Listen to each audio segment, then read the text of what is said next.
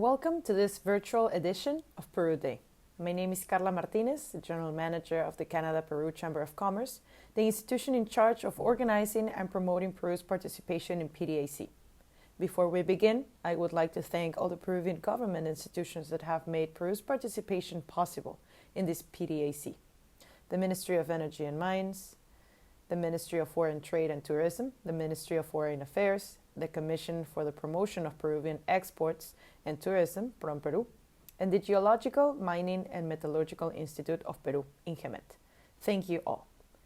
Throughout Peru Day, we will have speakers from the Peruvian public and private sectors presenting on the different factors that make Peru a highly competitive mining destination. Without further ado, and to kick off our virtual Peru Day, please let us welcome His Excellency Ralph Jensen, the Ambassador of Canada to Peru. Gracias, Carla. Buenos dias, bonjour, good morning.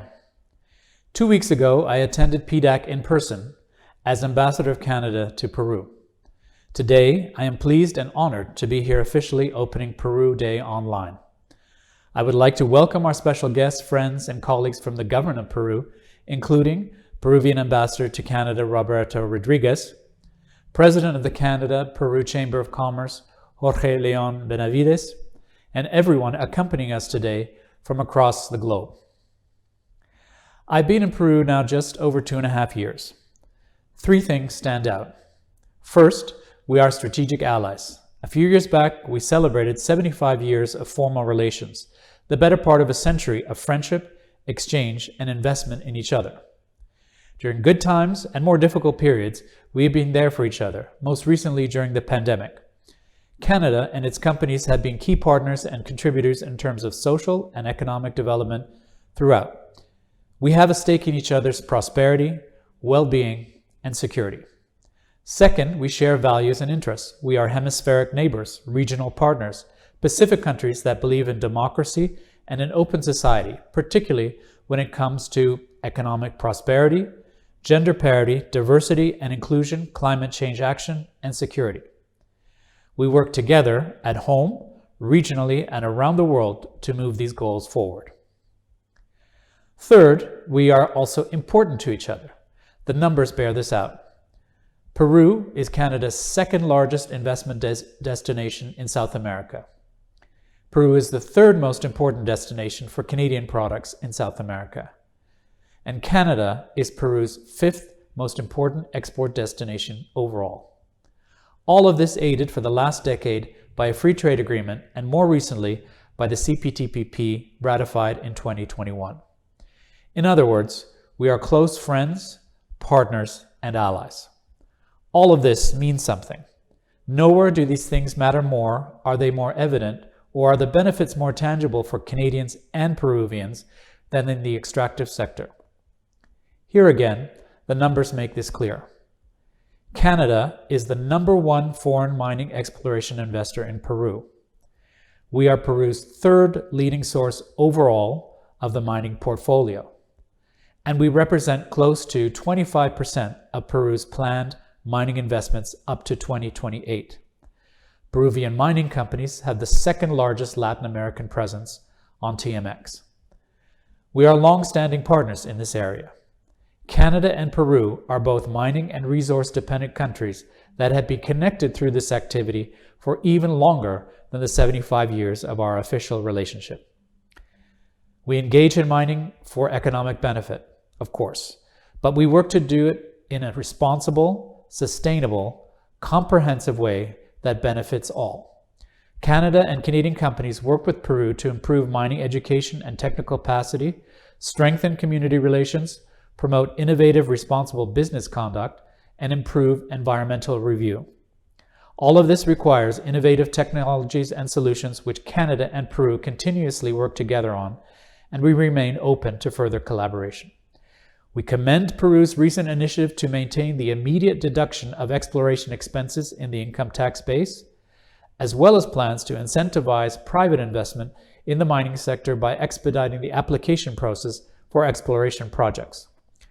A clear and predictable business environment in Peru is essential to maintain stability and business confidence in the short medium, and long term. Today is Peru Day. Peru remains a leading mining hub within the mining world given its rich natural resources. In the right conditions, there is considerably opportunity to bring this further. I am confident that Peru's program over the course of this virtual Pdac will showcase the numerous advantages in doing business with one of our closest partners. I invite you all to participate fully. Thank you, merci, gracias.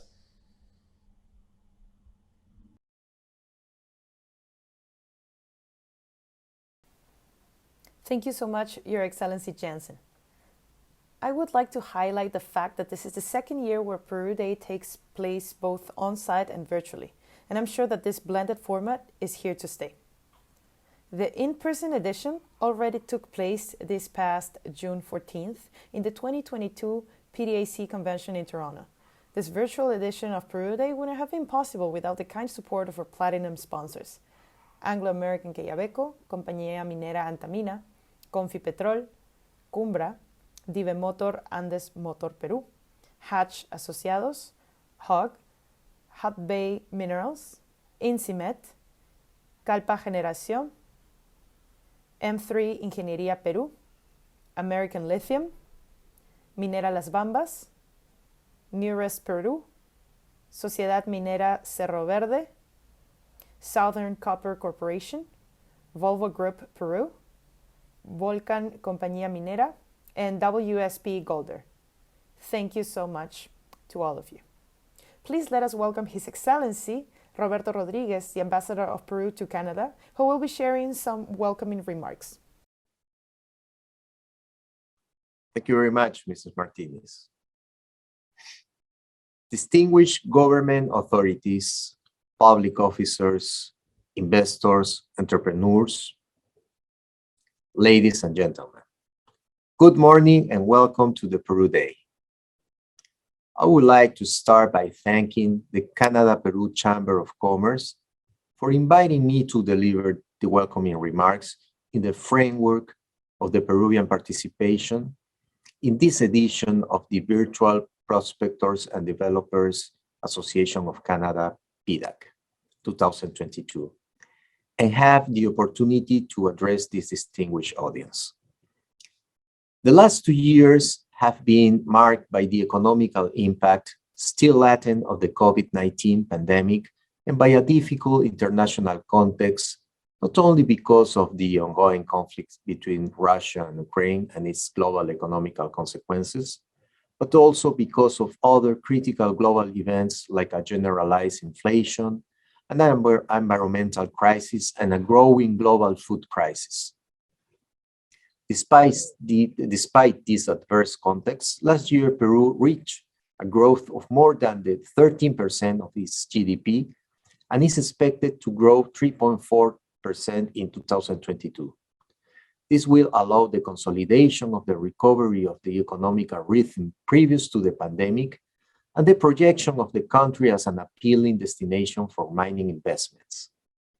Peru, like Canada, is one of the 10 countries that count with the biggest mineral production in the world, and it is therefore known as a global leader in the mining sector, and therefore we are fully aware that our minerals are important for the reactivation of the global production.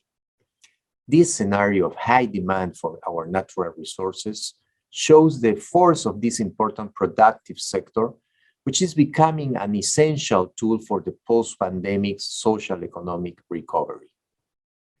Our mining does not only represent 10% of the national GDP, but it is also responsible for 60% of the value of our exports. Throughout the years, it has been a source of resources for our regional and local governments through mining royalties and fees, being on top of that a primary source of formal employment. The approach of the government of Peru in regard to mining is based on a clear social element.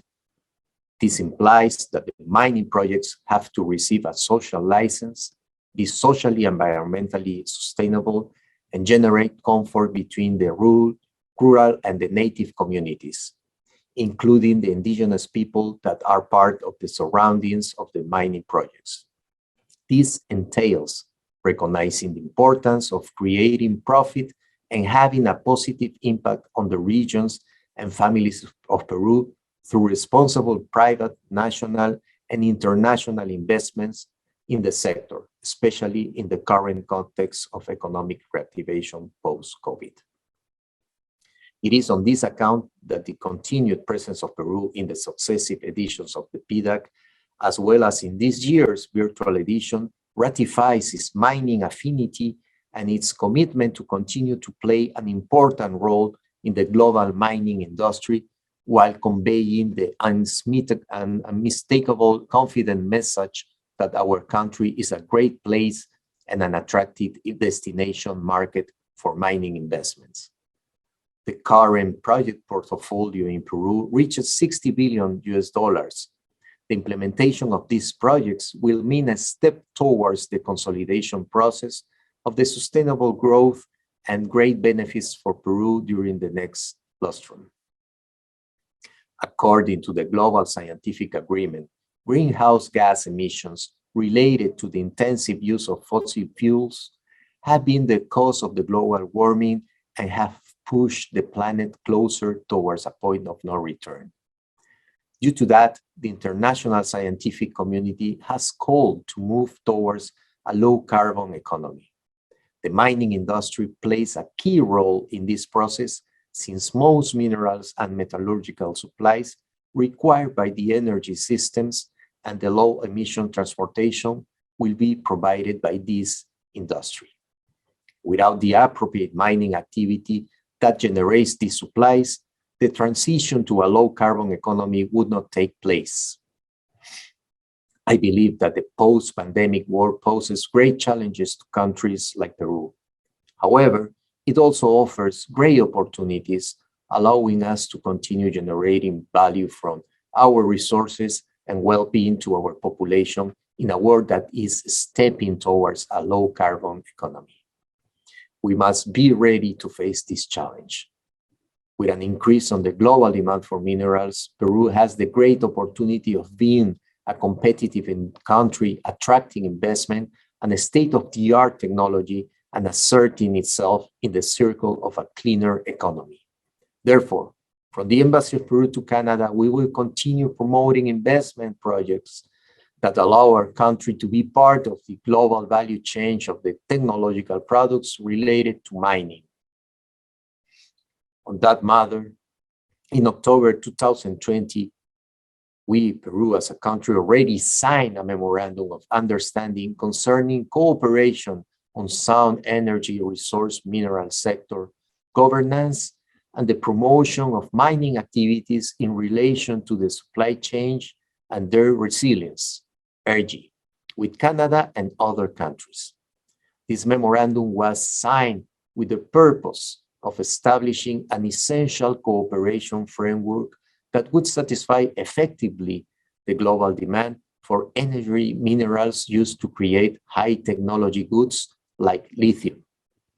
That being the case, it is indispensable and a priority for Peru to continue to maintain the macroeconomic stability of the country, having a responsible management of the fiscal accounts, defending clear rules for investment, generating a bigger capacity to prevent social conflicts through dialogue, and firmly battling all the obstacles that prevent us from moving forward with our development.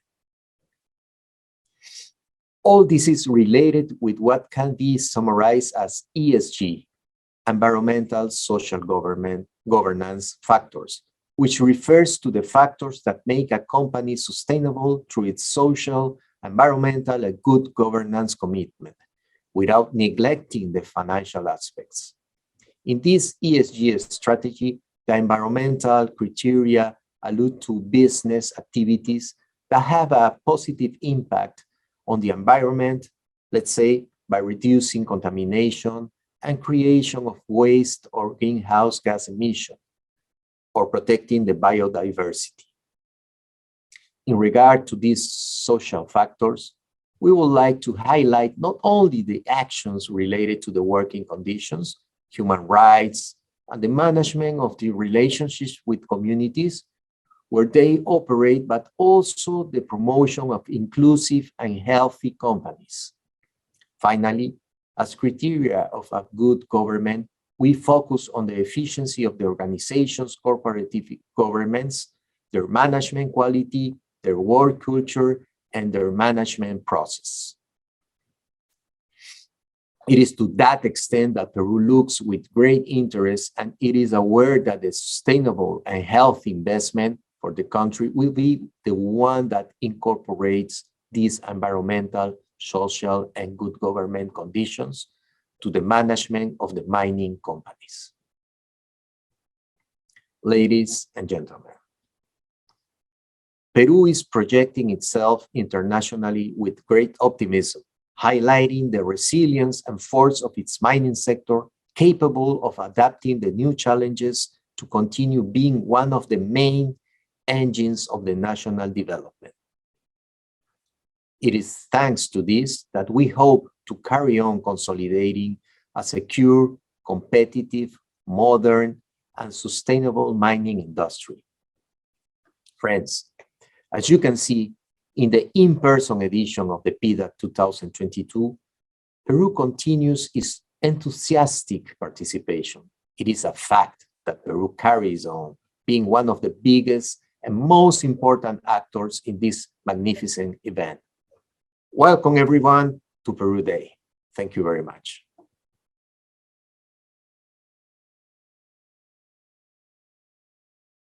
Thank you so much, Your Excellency Rodriguez.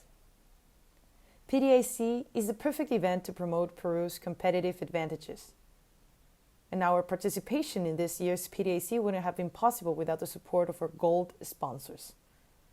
Aquiles, ATC Williams, Ausenco, Banco Santander Perú, Compañía Minera Poderosa, COSAPI, Element 29 Resources, ENGIE, Explomin Perforaciones, EY Perú, F45 Fotografía Industrial, Ferreiros, FGA Ingenieros, ISPE, JJC Contratistas Generales, Laboratorios Plenge, Más Errázuriz del Perú, Minera Barrick Perú, Minsur, Pan American Silver, Río Tinto, Rosen Group, SAMI, Cluster Minero Andino, SIGDOC Coppers, Ingeniería y Construcción, Techint, Ingeniería y Construcción, and White Lion Technology. Thank you so much once again. In order to wrap up this segment, please let us welcome Jorge León Benavidez, the President of the Canada-Peru Chamber of Commerce, who will share some words. Welcome to Virtual Peru Day, distinguished speakers, panelists, esteemed executives and authorities, as well as guests and friends in general. After the long period with the pandemic which hindered us gathering in a common space, your participation and presence have been decisive not only to share in advancements and concerns with regards to our activity, but also with what is most important even in order to define new challenges and tasks that we need to assume as an industry in the current situation that our country, Peru, is going through. Our commitments currently are, first, to reassert our commitment so that the Peruvian mining industry continues to provide to the growth and development of the country via the decentralization of investment, the transfer of knowledge and technology, the generation of employment, the development of market and value chains in the regions, the contribution of resources to our tax authority, and the contribution of foreign currencies. Second, to reaffirm our mission to develop an industry based on the principle of deep respect to the culture and customs of locals and communities in our surroundings, as well as for the care of the environment and sustainability of natural resources that serve as their livelihood. Third, to propose the need to reinforce mechanisms for investment of the vast resources that mining provides to the regions in order to improve equality in their distribution and efficiency in their execution, in the framework of holistic plans oriented at the effective closure of social and infrastructure gaps. Strengthening alliances with national investors and foreign ones for a greater and better development of Peruvian mining, which is what we so much need today. I would like to invite you to remember that mines in Peru are in barren locations, and mining takes to those locations schools, health centers, electricity, and roadways. However, it takes development to those locations. Let's remember that Peru has two large treasures for investors in the world, which are the degree of investment that we have and the free trade agreements with a large amount of countries. Dear investors, nationals and foreigners, Peru is the present and the future of global mining. Always, Peru will be a good investment. We'll be expecting you. Thank you so much.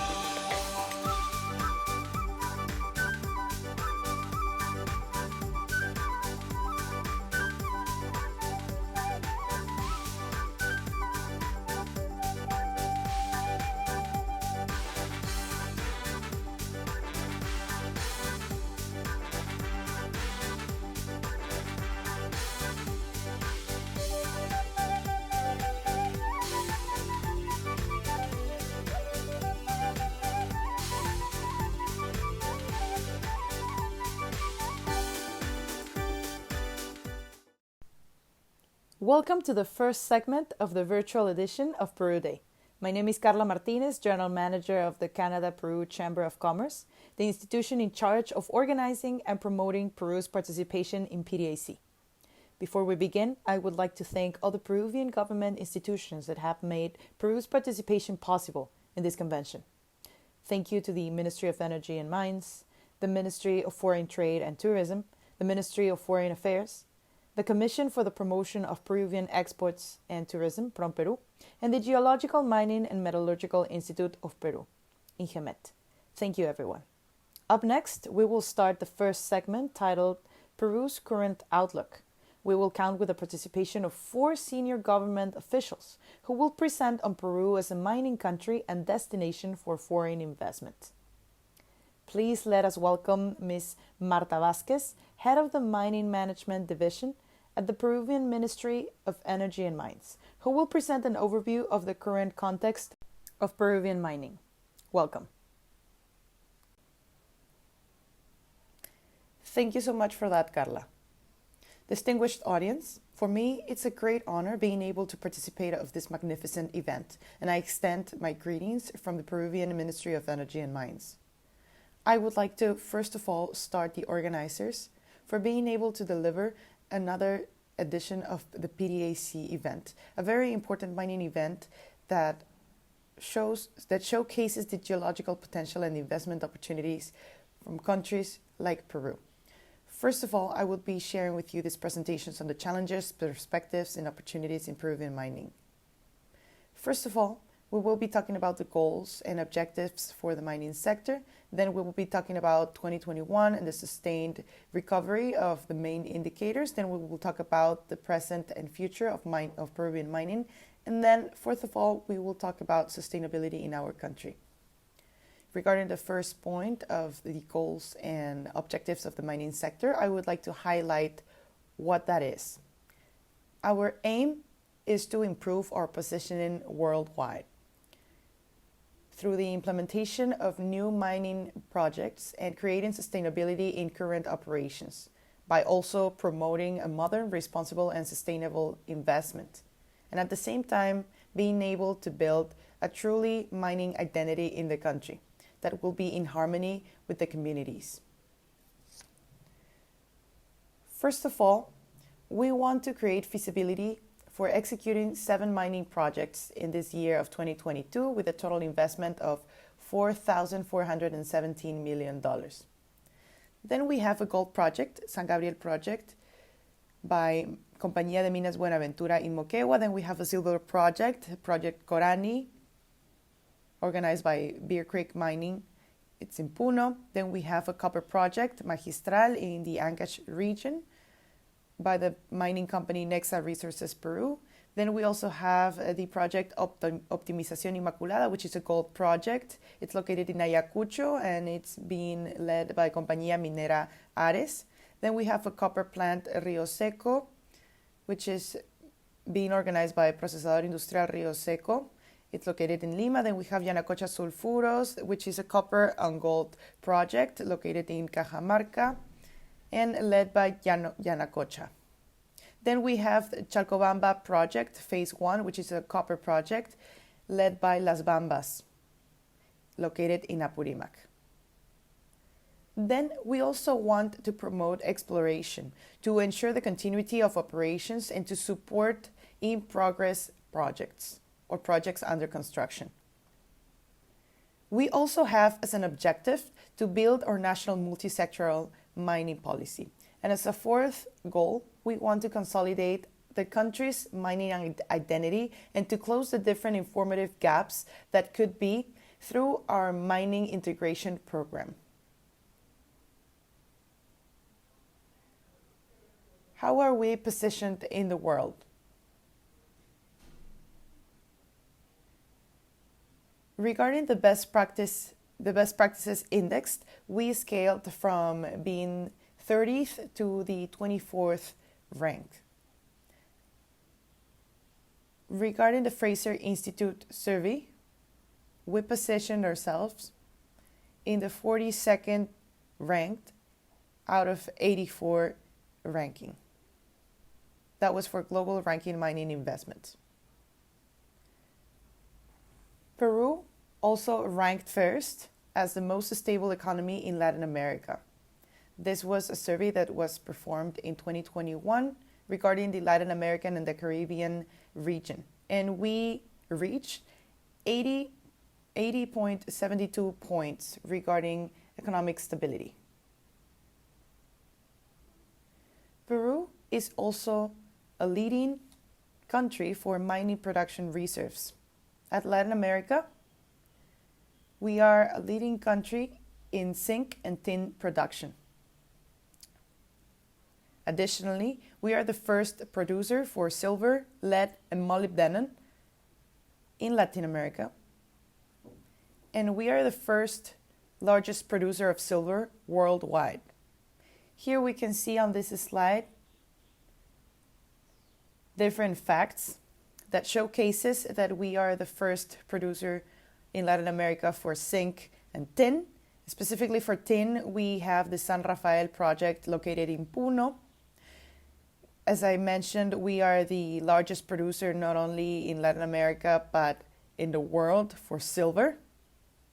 That is a very important thing to mention.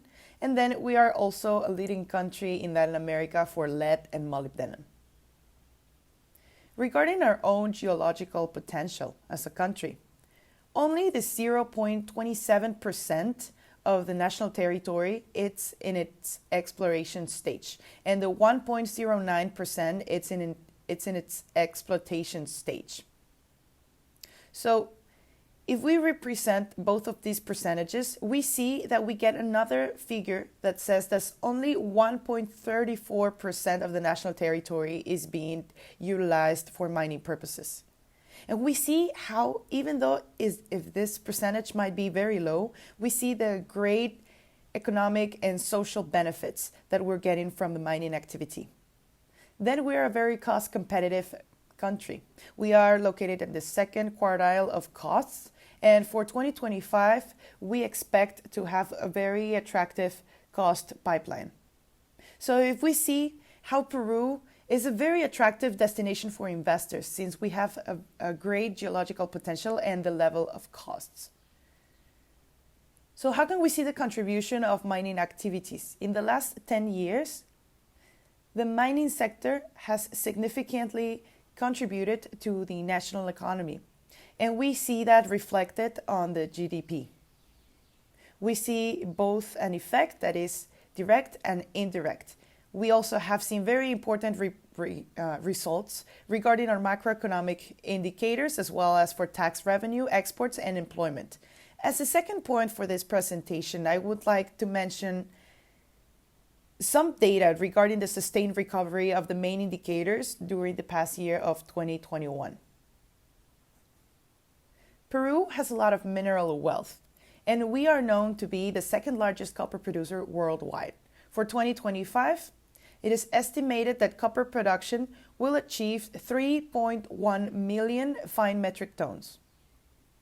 That will be a result of the start of operations of the following projects: the project Mina Justa, located in the Ica region, the extension of the Toromocho project in Junín, the project Cayabeco in Moquegua, the project San Gabriel in Moquegua region, and the project Chalcobamba Phase 1 or Stage 1 in Apurimac. How did we close our metallic mining production last year? In 2021, this metallic mining production showed growth in comparison to the figures of 2020. So for this year, we are hoping to have even a greater growth regarding the new projects in the pipeline that will start to be executed. Metallic mining export ascended to $40,000 million due to the high metal prices. In 2021, we reached a growth of 51.6% in comparison to 2020 figures. In 2021, metallic mining exports ascended to $39,637 million, representing 62.8% of national exports. And by that, we are contributing to the Peruvian trade balance. Regarding mining employment, we have seen that this indicator impacts significantly in our economy, not only because the employees are getting better wages in comparison to other economic activities, but also because mining creates local jobs.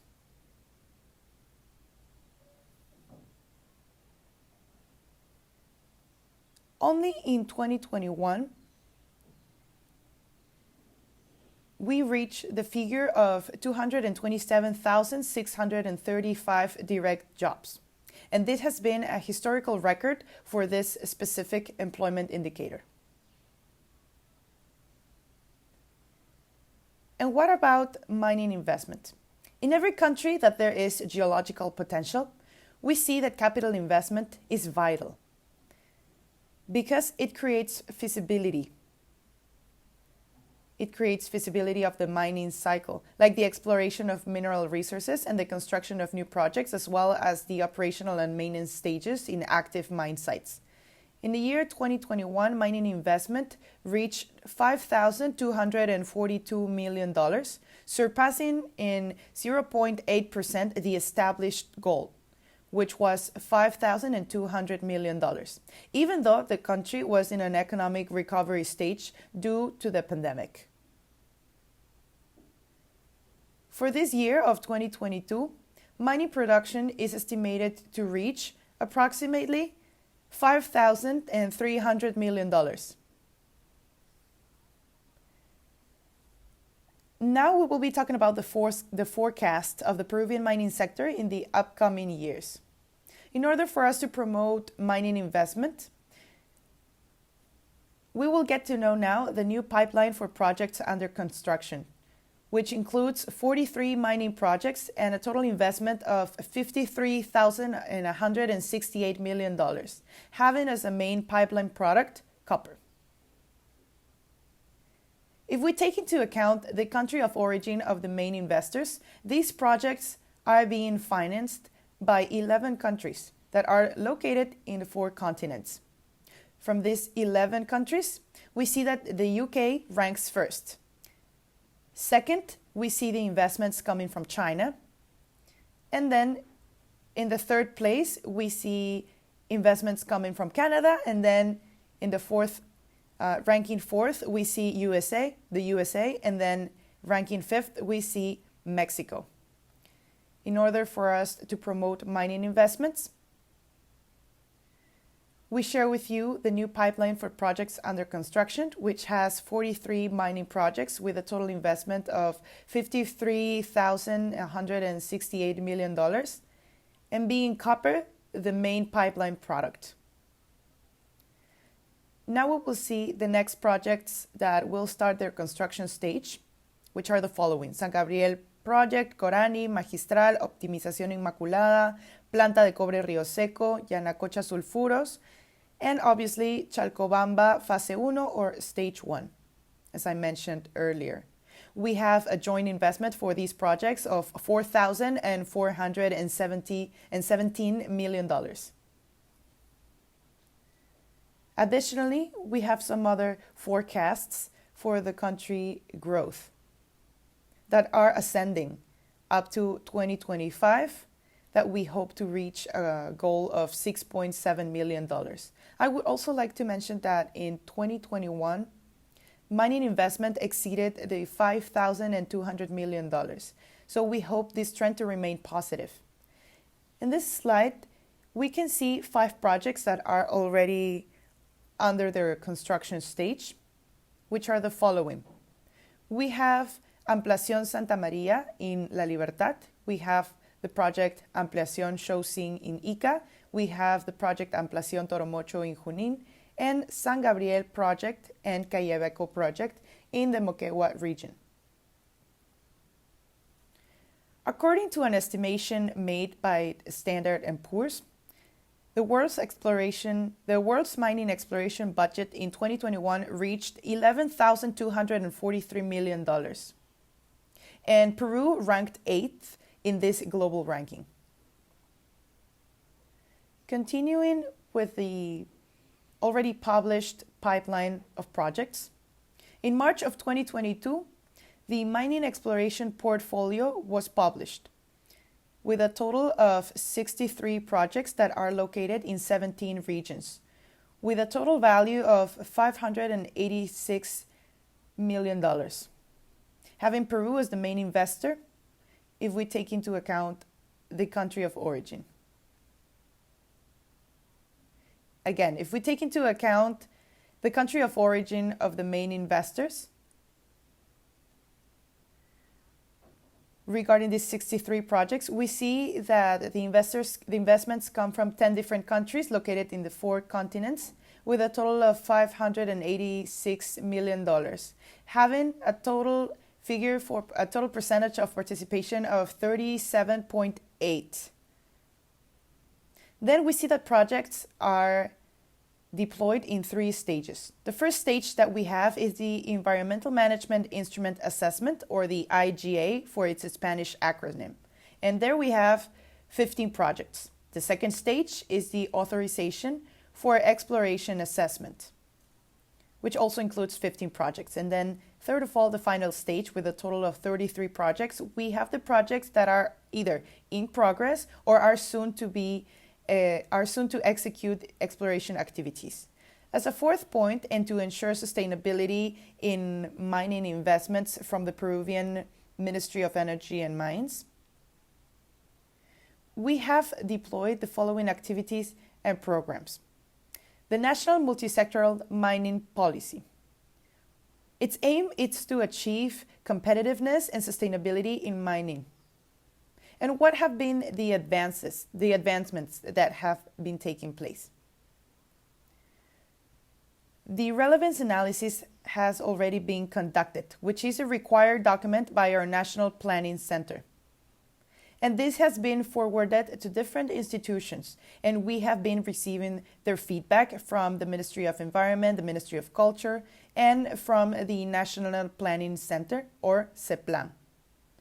In order for us to apply or to implement this national policy, we need to create more articulation. For that matter, we have been working in partnership with the IDB to structure the policy design and elaboration. Additionally, we have the issuance or the project of extending the law for general sales tax refund and municipal promotion tax.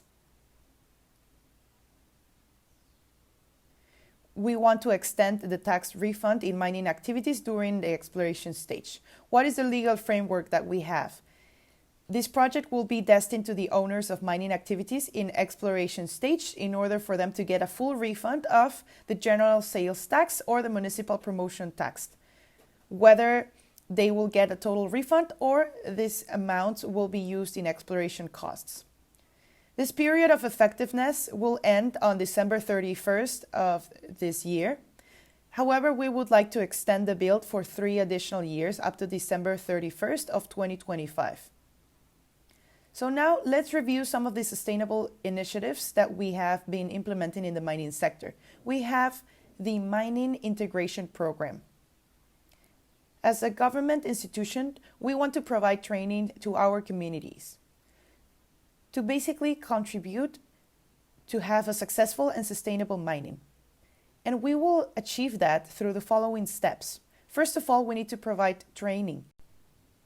We recreate training in communities that are involved with the mining activities. As a second point, we seek to develop soft skills and complement them with knowledge of the mining activities. And a third point, we seek to deliver information that is easy to follow and in their mother tongue. The Mining Integration Program covers different initiatives. First of all, we have the initiative called Mujeres Mágicas, or Magical Women, destined to female leaders only. These leaders are basically women who are strongly involved with the mining activity.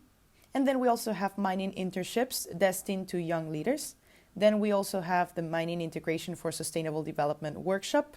We also have mining duplication trainings, which basically seeks to have the same trainees that were once trained to become trainers of these workshops. Apart from that, we also provide informative and further training programs. And we carry a register of the communities who take part of this program. We would like to highlight that from our end, we reaffirm our commitment to continuing to promote mining investment that will be modern, responsible, and sustainable by taking consistent action to improve business climate and keep providing opportunities to investors. We will continue optimizing the legal, technical, and environmental framework for the advantage of mineral resources, which contribute to the development of the country, as we have seen during this presentation. Peru awaits. Thank you.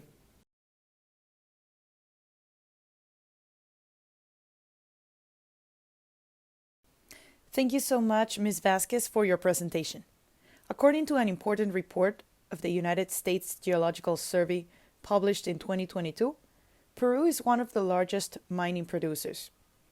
In 2021, Peru was the 3rd greatest silver producer, the 2nd largest in Latin America, owning the world's largest silver reserve of 120,000 tons. Our country is the 2nd largest copper producer, and its reserves of 77,000 tons rank 3rd in the world. In Latin America, Peru is the 2nd largest gold producer and has become the leading producer for zinc, lead, tin, and selenium.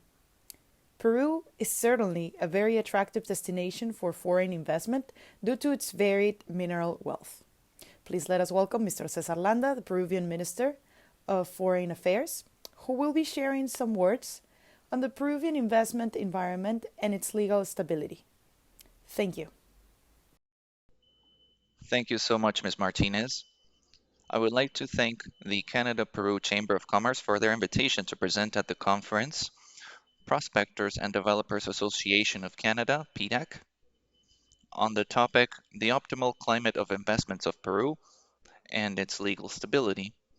I acknowledge the effective efforts from entities in the Peruvian government who have made possible our participation in this event of great relevance for the promotion of the country as a destination of investment flows from abroad in a sustainable and inclusive manner, especially in the mining arena.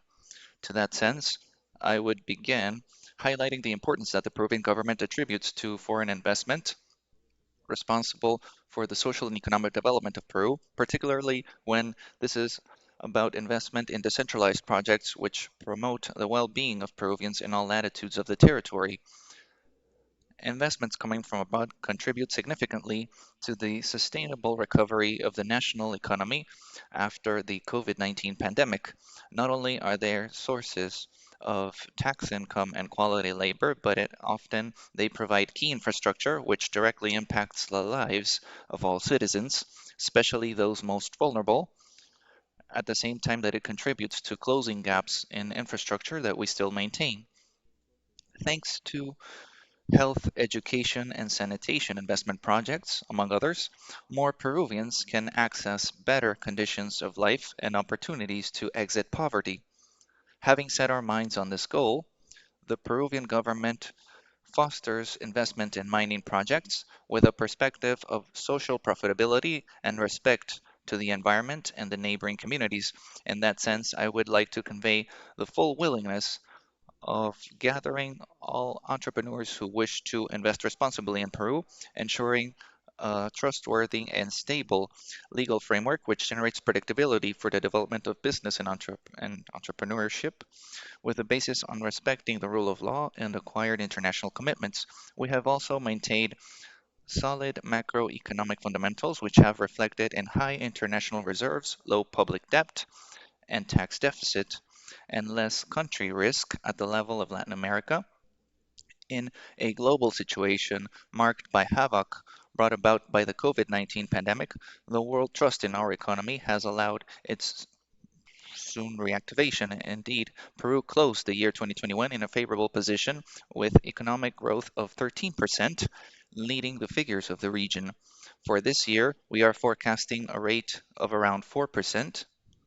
Likewise, according to the Central Reserve Bank, tax deficit was reduced to 6% last year, explained mainly by a strong increase of tax collection, a product of the positive evolution of national economic activity in a situation of the increase of the international prices of our exports. It should be highlighted that thanks to our tax solidity, the country risk of Peru is the second lowest in Latin America, according to figures from our Central Reserve Bank. The risk ranking from Bloomberg Economics places Peru among the countries who possess the lowest ratios of public and foreign debt, and a favorable position in the balance of payments current account. And this way, we are at a better position with countries such as Brazil, Colombia, and Argentina. Meanwhile, in 2017, the current account deficit has not overcome 1.7%, which is why I'm saying that Peru maintains a healthy foreign balance in its balance of payments. Peru's capacity to receive investment is also seen in its integration to the international arena. We keep 22 free trade agreements, including those with the United States of America and Canada, among other economic powers. Likewise, Peru has signed reciprocal investment agreements with countries in Europe, Asia, and Oceania, and currently we have agreements in order to avoid double imposition and avoid tax evasion with Mexico, Canada, Brazil, Japan, among other important economies. Likewise, Peru makes part of the Pacific Alliance, the Asia-Pacific Economic Cooperation, the Trans-Pacific Partnership, and the multi-party trade agreement with the European Union. The Peruvian government is also aware of the new world trends and the extensive wealth of our natural resources, which is why it has a strong position for promoting investment projects, which allows our country to be a part of the value chain, the global value chain of technological products which demand raw materials that our territory has to offer. For this purpose, Peru signed in 2020 the Memorandum of Understanding with regards to cooperation for stable governance of the mining sector with energy purposes and the promotion of mining activities comprising the supply chains and their resiliency, ERGI by its acronym in English, with the United States of America, Canada, Australia, and Botswana. This instrument has as a goal to establish a framework to satisfy efficiently the global demand for energy minerals such as lithium used to build high-tech assets. Let's remember that worldwide, our country is the second producer of silver and copper and third in zinc production. Also, Peru is in first place in mining reserves of silver, second in copper, and fifth in gold. In our region, Peru leads the production of gold, lead, zinc, and tin, and is located first place in gold, silver, lead, and molybdenum reserves. Finally, I will highlight that for the period 2022-2025, it is foreseen the construction of at least 11 new mining projects, which add jointly an investment of $11,753 million. According to the Ministry of Energy and Mines, Peru has a portfolio of 43 mine construction projects. The global investment ascends to $53,178 million. All of this gives evidence of the great potential and the significant opportunities for investors. I would like to finish my words reinstating my invitation to the foreign investing community to bet on Peru. Rest assured that the placing of your capital will happen in a climate of stability and legal predictability that will benefit all parties involved. For this, it has a firm commitment from the Peruvian Chancellor's Office and its extensive set of foreign missions to orient or guide us in this process. Thank you so much.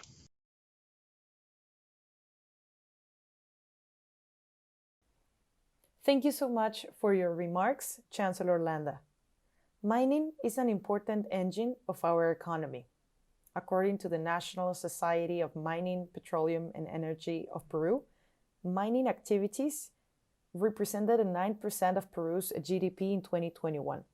The Peruvian Ministry of Energy and Mines forecasted that mining investment would come to 4,600 million US dollars in 2021. However, in that same year, such figure amounted to a total value of 5,238 million US dollars. In 2022, Peru plans to surpass such figure and to continue growing in mining investments. Let us welcome Mr. Julio Velarde, the President of the Central Reserve Bank of Peru, who will present on Peru's economic outlook. Thank you so much for the introduction. As always, it is a pleasure to be able to partake in this forum,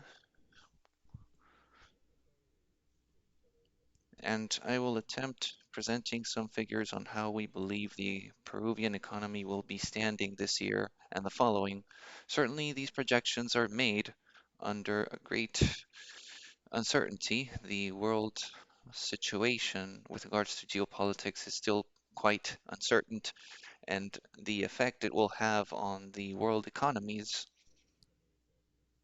adjustments to monetary policy from the Fed as well as from other developed countries is yet unclear. It's not clear how it is to evolve. And second, there are still problems with regards to supply, which makes it difficult to have a clear picture for what could happen in the economy. And we must also add here issues that there might be in the domestic arena. Now, if we look to the recent performance for the economy, we see that we have recovered the level we had before the pandemic. The fastest recovery happened in the fourth quarter of 2020, and starting from there, recovery has been somewhat slower. Now, for, well, throughout last year and for this year, we are over the levels that we had before the pandemic, and we can see in this chart how we have had a positive evolution month after month of the product as was before. Now, this recovery has been led by non-primary sectors. Here you can see manufacturing and how all sectors, both those dedicated to mass consumption as to capital assets, supplies, or even to the foreign markets, have had a quite positive evolution. You can even see that some sectors have grown almost 30% comparing to pre-pandemic levels. And the same happens with other sectors, which have had performance not as good as with manufacturing, but they show clearly a recovery. And these indicators can be seen even in the short term by looking to the recovery that has been had in the last 3 months. In April, it grew 7.3%, and later 2 and 2.5% in the previous months. The added value tax, sales tax, has grown 20% comparing to 2020, and comparing to the previous year, to 2021, it has grown 15%.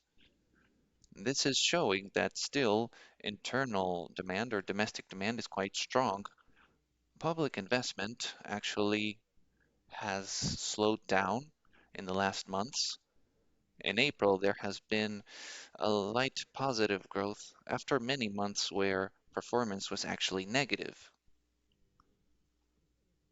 This recovery of the activity can also be noticed in employment, and we have overcome employment levels before the pandemic. And in March, total employment comparing to the previous year grew almost 8%. And within that sector, formal employment in the private sector grew 10%. If one looks to how some sectors have grown, comparing to pre-pandemic levels, one can see that many of them, such as construction, are pretty well over 10% or pre-pandemic levels. In general, total employment is still over the pre-pandemic level at 5%. So the recovery has been full with regards to employment, and we hope to be reflected in the new electronic payroll system. Now, for the new GDP, we are considering that it will be affected positively by consumption. Consumption in these 2 years, 2022 and 2023, it is expected to grow lightly under 4%, 3.8%, which is greater growth than what is had in 2019. And actually, for private investment, it does show lower performance than previous years. In 2019, it grew 4.5. 2021, it grew 7.1 and growing for sure in 2021. And by 2022 and 2023, we expect it to grow on average only 1%. Public investment, which fell in 2019, it is expected to grow on average somewhat below 3% for these 2 years. Now, exports, we expect them to recover to the pre-pandemic volumes, and it has grown 7.5% comparing to 2021's average. Now, mining private investment, there we have seen uh, less dynamics.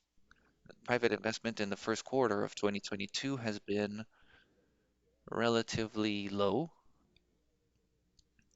increased in $993 million, and investment in exploration also on average quarterly comparing to previous years is also quite lower. However, it's still positive. There has been a significant shift or change in dollars at 6.2% in exploration. Now, mining investment, we expect it to grow this year comparing to the previous year, and to grow in 2023 by not having such large projects which are about to begin. We have set here new projects that are expected to begin in the future, and we hope that they can fulfill. Copper production, we are expecting it to recover thanks to the going live of Quellaveco, and we want to make for these 1,800 tons for it not to be affected in 2023. Now, Peru continues being quite an attractive country, as has been seen in other conferences. Our potential on many minerals is very high, and in spite of there being certain detriment or deterioration in the ranking, there is still some potential as we have a location that is relatively interesting. If we look to growth, comparing to our partners in the region, the six larger countries in the region, Peru was the one who grew the most last year, and on average for this year and the following, we expect to be the second one with regards to growth, next to Colombia, and growth that would double the region's joint growth. Now, thanks to the new prices for our commodities and also the increase in volume for many sectors, more the traditional ones, certainly, we have had two since 2020. We have been beating successive records in commercial increases or trade increases. Last year, we had almost 15 million, and this year we expect to have 16,400 and almost 18 million by next year. And so this is the performance that we've had, but it is performance based on results for experts for trade commodities. It has not translated into a rate of growth, which is still low comparing to what we have experienced at times of similar prices. Now, in terms of trade, however, they have been corrected recently by the strong rise in prices of some import sectors. They are still at higher levels than what we had in 2012. What has happened this last year is that prices for grains and energy have have reached a higher level, which made this deterioration for the ratio between import and export prices. This ratio is still very high comparing to the remainder of the country. Now, this record in exports has made it so that tax deficits has been substantially decreased or diminished. And then this is a very interesting result if we are to compare it to other countries, not only in the region but in the world. In 2020, there was a deficit of 8.9%, and in 2021 we reduced it down to 2.5. Such a strong reduction has only been had by Brazil, but Brazil is still keeping a pretty high deficit. But you can see the other countries in the region and how their reduction in deficit has been lesser. And what we have to April of this year is that in the last 12 months, deficit has been 1%. We hope that expenditure to be increased at 2.5% this year and 2.2 for next year, but the macro foundations and tax solidity is still pretty strongly maintained. And this can also be seen with regards to debt. This year already, we are probably the country with the most debt on product in the region. Previously, Chile and Paraguay had a debt on product that was minor or lesser, but we believe that this debt will not only be less in 2022 compared to 2021, but even in 2023 comparing to 2022, in part due to reallotment of financial resources that the government is saving, but also due to the reduction in tax deficit that we're mentioning, which has fallen strongly not to expenditure, but due to an extraordinary recovery with regards to taxes. Still, most of our funds are abroad. Almost 50% of bonds in soles are held by foreigners. This is a figure that has almost maintained in the last months and a light recovery in the last weeks, but it is one of the highest in the region with regards to foreign participation in our domestic bonds market.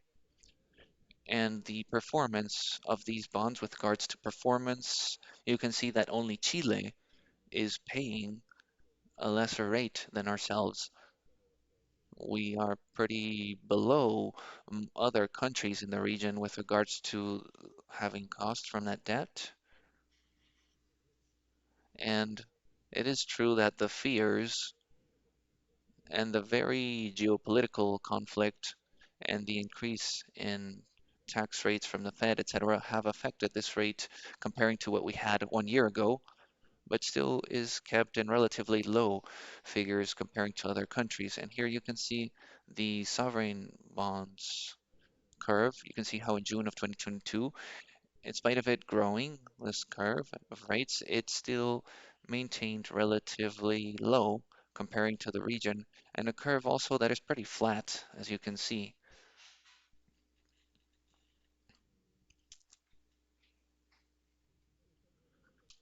Currency exchange has also been quite stable. Our exchange rate comparing to 2020 is basically the same, albeit a small difference, such as 3%, and it has moved more or less in the last 3 years, 2020, 2021, and this 2022. It was surprising, if you can see the figures there, how Peru's line, which is the red one, keeps pretty stable throughout the century comparing to other countries, countries that have had depreciation at more than 100% if one were to compare to the exchange rate that they had at the beginning of the century. Where there was much pressure last year was due to the exiting of significant capitals, which was the largest exit of capitals that we have recorded in history, 7.8% of GDP. And this made the Central Reserve Bank to intervene in order to reduce volatility. And this happened basically last year. And the new intervention has been relatively minor. We have even purchased more values if one looks to the derivatives markets. Now, in spite of that intervention, our reserves have increased because what we have sold have been basically dollars that government sold from operations. Well, so we intervened, but our reserves have increased, and at this time we have almost $10 million more than what we had before the pandemic. The interest rate has been on the rise as a response to the increase in inflation and its expectations. We are now at a positive real rate comparing to the expected inflation. And it's true that this inflation basically corresponds to factors in supply, which are basically imported ones. What we are seeking, and also all countries in the region that have increasing their rates, is for expectations to not be affected as much for this clash in supply and the increase in grains and energy worldwide, for this to be conveyed to the least degree possible to domestic markets. And we have seen this increase in rates. We see it everywhere. Here we're comparing interest rates from December 2020 comparing to May 2022, and you can see that all countries, their rates have gone up. Most countries have a rate now greater than Peru's. After all, they have suffered this process of an increase in interest facing the leap that they have seen with regards to their respective inflations. Now, at the same time, apart from increasing rates, we have increased the balance of the Central Reserve Bank due to a huge injection of liquidity that we executed in 2019, and we are at 9% of GDP in 2020, and the balance for the Central Reserve Bank is almost 9% GDP.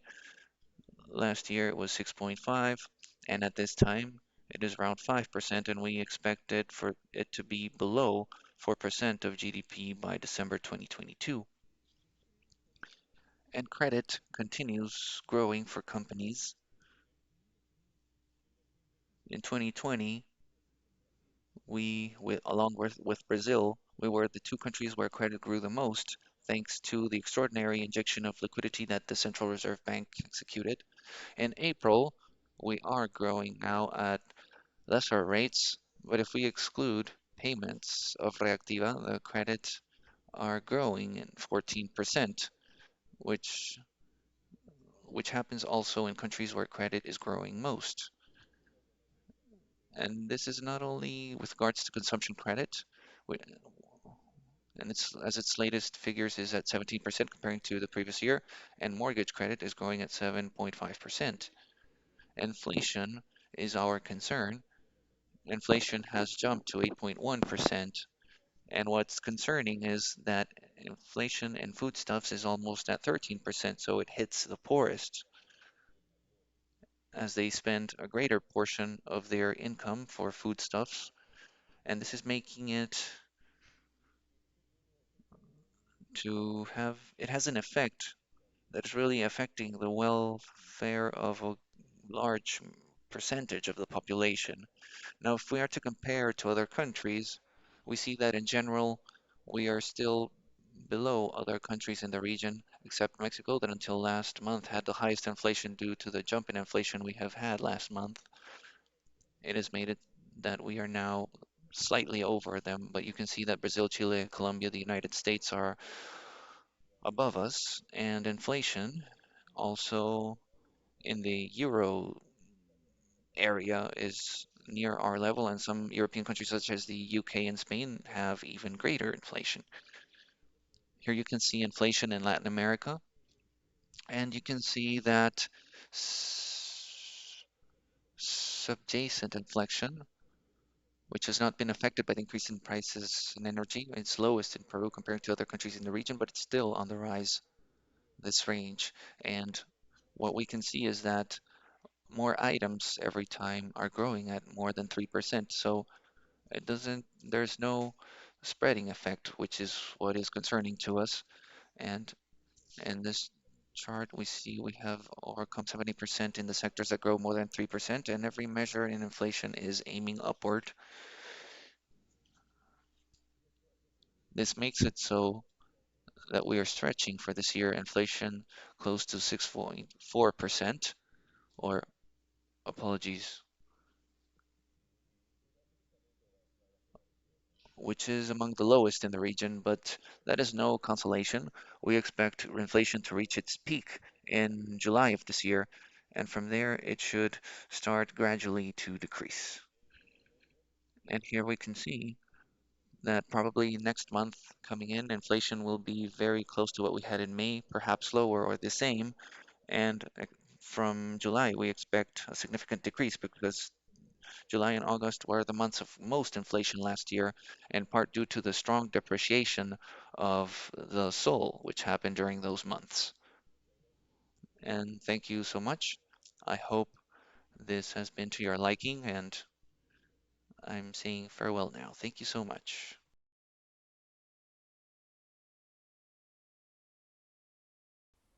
Thank you so much, Dr. Velarde. This virtual format, first launched by Pdac in 2021, has successfully allowed the Peruvian delegation to share their message with a greater audience worldwide. An estimate of 80,000 attendees engaged in the Pdac virtual platform. The Peruvian stand was in the top 5 of the most visited stands, a remarkable achievement since 770 organizations participated in the event. The country brand, placed strategically in different parts of the virtual platform, had more than 167,000 visits. There is no doubt that the virtual format of Pdac leverages the promotion of Peru's competitive advantages and offers greater opportunities to connect with one another. To introduce us to this last segment, please let us welcome Mr. Daniel Cordova, the Director to the Promotion of Business Investment at PromPeru, who will present on investment opportunities in key sectors of Peru. Go ahead, please. Thank you, Carla. Good morning, everyone. Thank you very much for having me here. On behalf of Minsector and PromPeru, I bring you greetings from our Minister of Trade and Tourism, Mr. Roberto Sanchez, and from the Executive President of Peru, Ms. Amora Carvajal. I would like to present to you an overview of the investment opportunities that Peru offers international investors across different key industries. First, I would like to quickly go over the main pillars that make Peru an attractive destination for foreign direct investment flows from a macroeconomic and countrywide perspective. Then we can delve into specific industries related to the mining sector, in which Peru has key competitive advantages that make them attractive to foreign investors. Why invest in Peru? The answer can be found in the three pillars that make Peru an attractive destination for foreign direct investment flows. Next, we will show you the crucial elements that make Peru a resilient country, a country that facilitates foreign investment, and a diverse country. First, to provide some context, Peru has been in recent years an attractive destination for foreign direct investment as a result of the strength of the macroeconomic fundamentals, the auspicious climate for private investment, and a favorable regulatory framework. These features have positioned Peru as the third economy of the region to receive the largest foreign direct investment flows by 2022 in accumulated values. Considering only the last 10 years, foreign direct investment flows in Peru exceeded $68 billion, showing a significant increase in 2021 after the impact generated by the COVID-19 crisis the previous year. Along these same lines, this current year is no stranger to this rapid recovery of investment flows. As in the first quarter alone, $5.6 billion were recorded, a value well above that recorded in each of the full years 2018, 2019, and 2020. Peru is a resilient country. We have a resilient economy with a rapid response and degree of adjustment in the private sector, which has allowed it to recover pre-pandemic levels of economic activity already in December 2020 after the strong recession that year. Likewise, in recent months, this recovery has been progressively consolidating, driven by productive sectors that have registered significant growth, such as agriculture, manufacturing, and services linked to tourism, such as accommodation and restaurants. Thanks to this economic resilience, in 2022 and 2023, we will continue to show growth rates above the average for the Latin American region. At the same time, sound fiscal and monetary economic policies allow us to continue showing indicators of low country risk, the second lowest inflation compared to other countries in the region, and leading fiscal solvency, even after considering the public spending that the country had to engage in during the worst months of the pandemic. In this sense, we are among the best credit and country risk ratings in Latin America, and our annual inflation is the second lowest in the region, despite having risen in line with the global trend due to the supply restrictions imposed by the pandemic throughout the world. This good performance of inflation also responds to the current government's commitment to monetary discipline. In this way, and considering that the current government remains committed to fiscal and monetary discipline, we believe that in the medium term, Peru will continue to offer investors an outstanding climate of macroeconomic stability, which is a very important condition for establishing long-term investments. Peru as a facilitator country for investments. Peru is a globally integrated economy that has an important network of trade agreements with more than 54 countries. Thanks to this network, the world's main markets are open for Peruvian products, and millions of commercial operators can enjoy the opportunities that our country offers. In other words, the trade agreements network that we have been building over the last years offers important opportunities for foreign trade to recover after the crisis caused by COVID-19. For example, this network of agreements allows access to 82% of the world's GDP and 41% of the world's population. In 2020, 90% of total Peruvian exports was directed towards country partners with whom Peru has trade agreements. On the other hand, Peru has 28 bilateral investment treaties, and it has signed 9 agreements to avoid double taxation. Both of these types of treaties and agreements allow foreign companies to enjoy a fair treatment compared to local companies when seeking to establish themselves and operate in our country. Currently, Peru is in the process of analyzing new country partners with which to sign similar agreements. And thus, the Peruvian government right now continues to be committed to deepen our country's integration with the rest of the world, facilitating transactions and business operations within our borders. On the other hand, Peru is also a country that facilitates investments in the sense that the sustained efforts of the public and private sectors over the last years have made it easier for foreign companies to establish themselves in our country. In this way, Peru occupies the first places in South America in indicators such as the speed to register a business property, flexibility to determine salaries by the private sector, lower costs, and procedures to establish a company, among others. It should be noted that the current government maintains its commitment to continue working towards administrative simplification and thus be increasingly efficient as a country to receive foreign companies. Regarding the legal framework in Peru, the political constitution guarantees the right to free enterprise.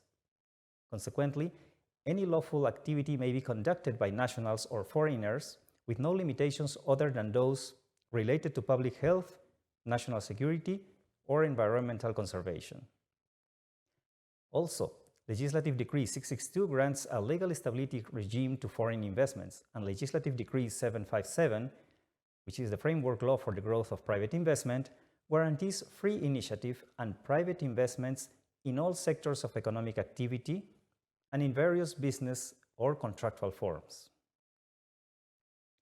Regarding legal incentives for investment, it is important to highlight the law number 3039, which allows a deduction that could go up to 215% of all expenses that a company incurred in research, development, and innovation projects, and this deduction is applicable to the income tax.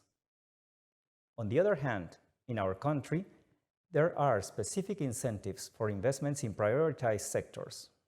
For example, the law for the promotion of investment in the Amazon, the law for the development of productive activities in high Andean areas, and the law of the agrarian regime.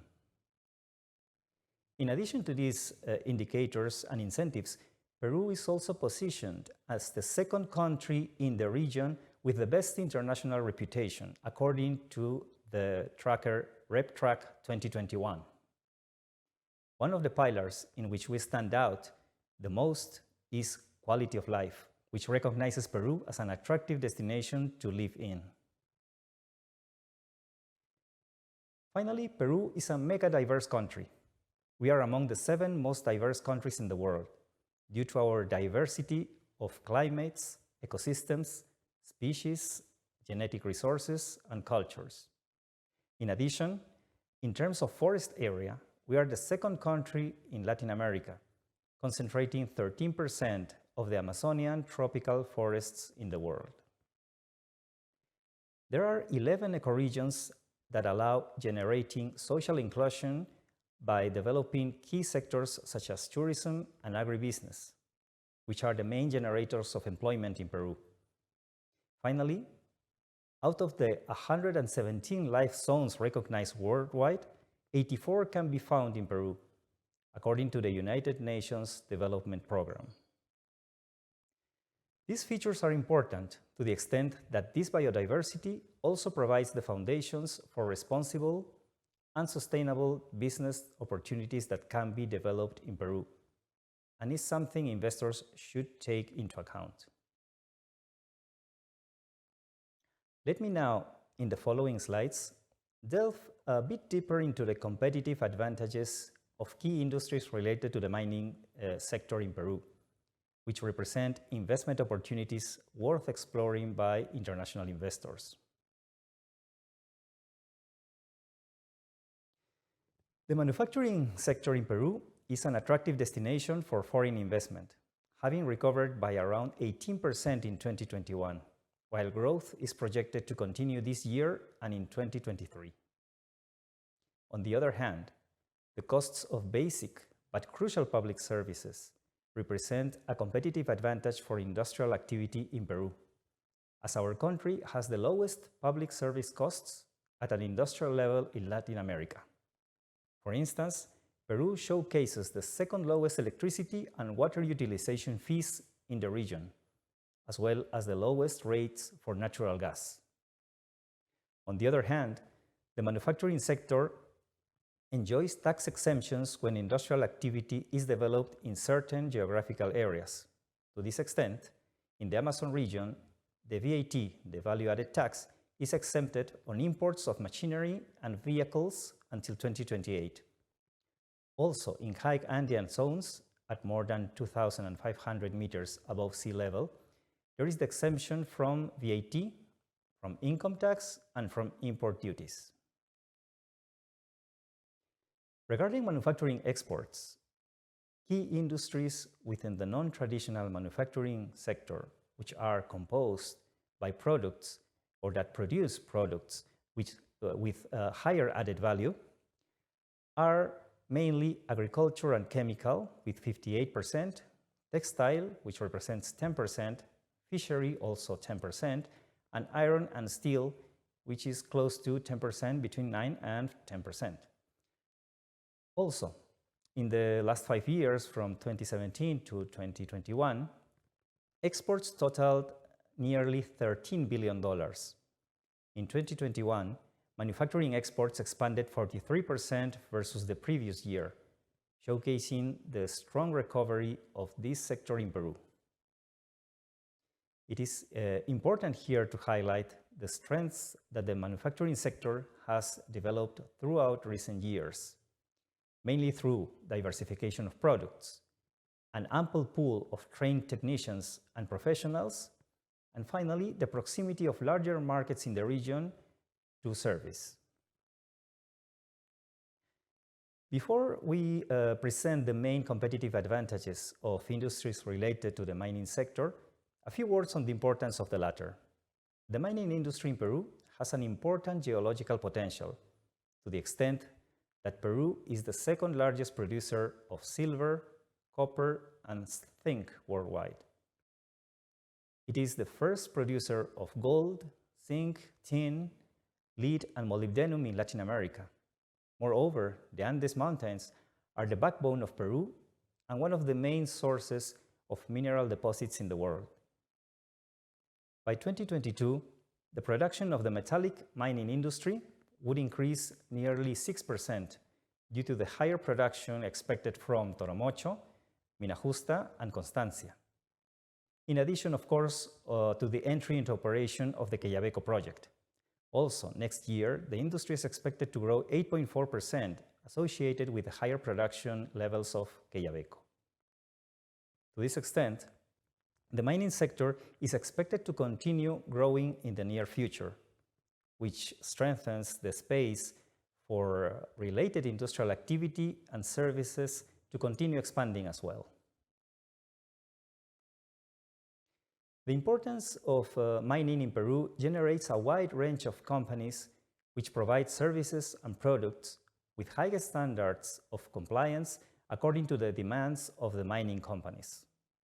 This competitive environment has allowed local companies to develop advantages and strengths compared to other countries, such as, for instance, installed capacity and technological innovation to meet the demand of the international market, high added value due to its content of transformation and development of engineering and technological innovation, a wide array of products, and versatility of its offer and ability as well to adapt to the needs of the demand. Moreover, the Peruvian industry offers lower costs or rates for mining services than those offered in the US and European markets, thanks to economies of scale and cost efficiencies that have been developed throughout the years. The mining supply and services industry has shown a positive exports performance. During the period 2017 to 2022, the mining suppliers industry has recorded a total of $2,213 million of exported value. Moreover, in 2021, exports reached their highest values, amounting to $480 million, with our main foreign markets located in Latin America and the US, although exports were made to 141 countries. The mining supply and services industry has been a key recipient of foreign direct investment inflows in the last 10 years, with a total capital investment of nearly $22 billion through the execution of 42 investment projects, with an almost similar participation of both greenfield projects and expansion investments carried out by companies. A key feature and competitive advantage as well of the mining supply and services industry in Peru has been its embrace of innovative solutions based on the use of new technologies to meet its needs, motivated by the challenging geographical conditions in which the mining industry operates in our country.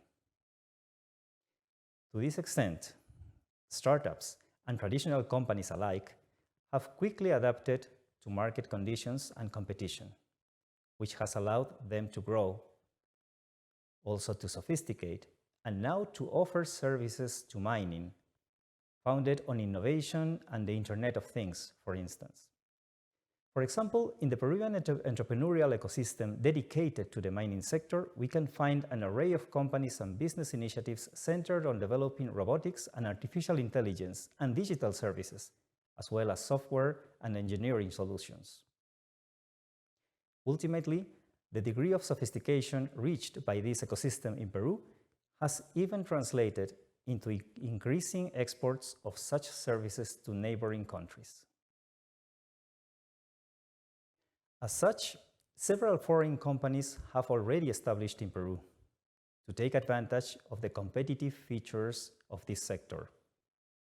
Some of these companies include, for instance, European firms such as Sika, Flowrocks, and La Línea Vertical, whose testimonies demonstrate the strength of Peruvian customers, the opportunity to sharpen the technical skills of the company and, of course, their workforces, and the favorable business climate to undertake manufacturing activities dedicated to the mining industry.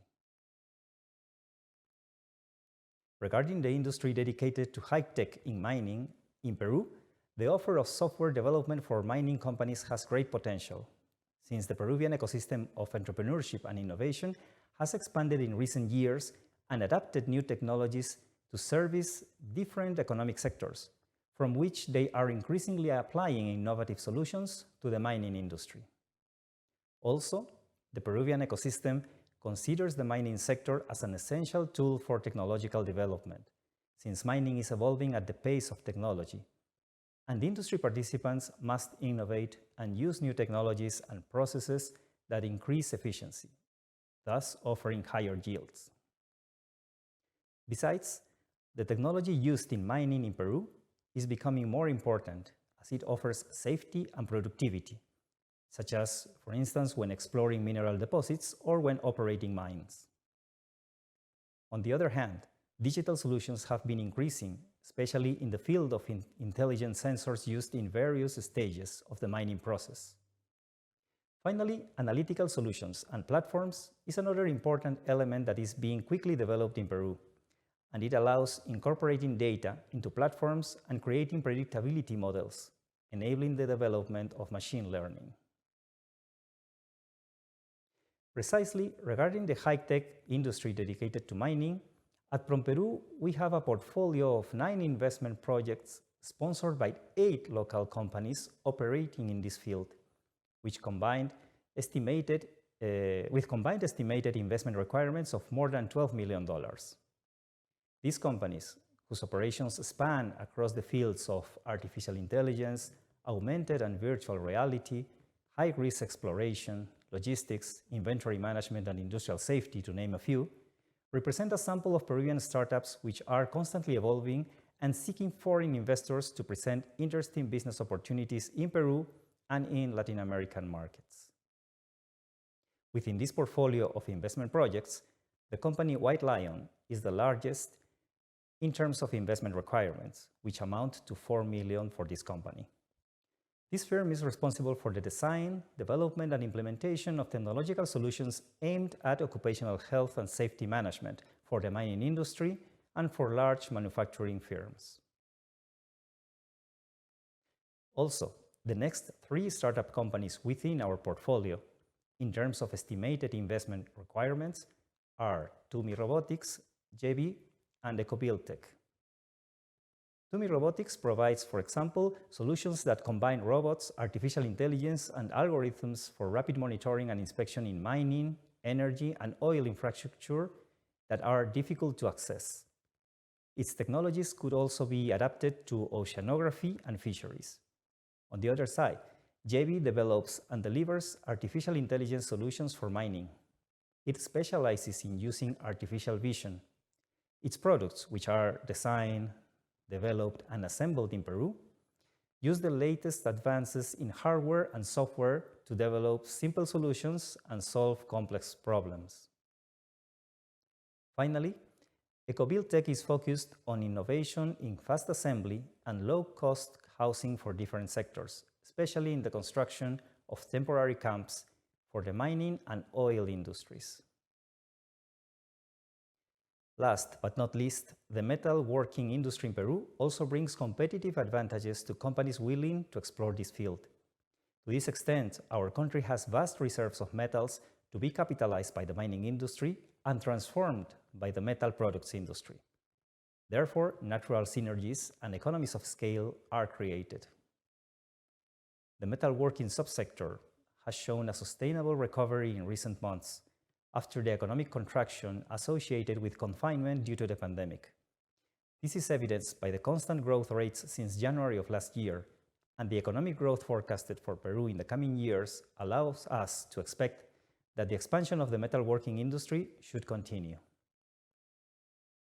Peru, with an industrial ecosystem constantly evolving, has a dynamic metalworking sector as it provides intermediate and final goods to the manufacturing, automotive, agricultural, and mining industries.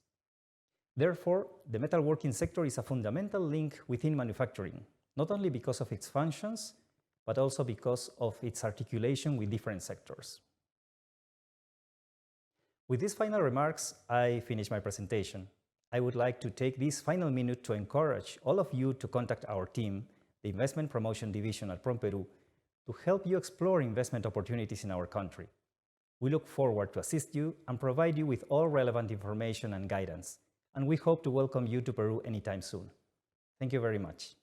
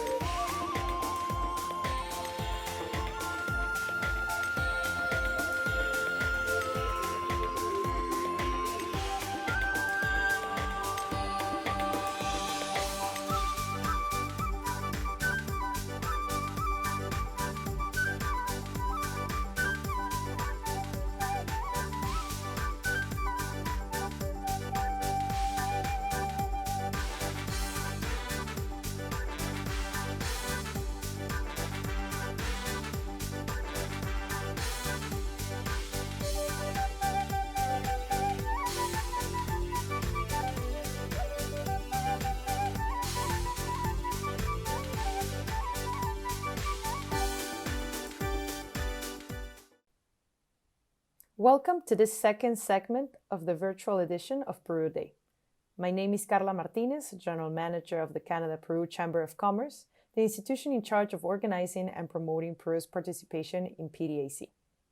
Before we begin, I would like to thank all the Peruvian government institutions that have made Peru's participation possible in this Pdac.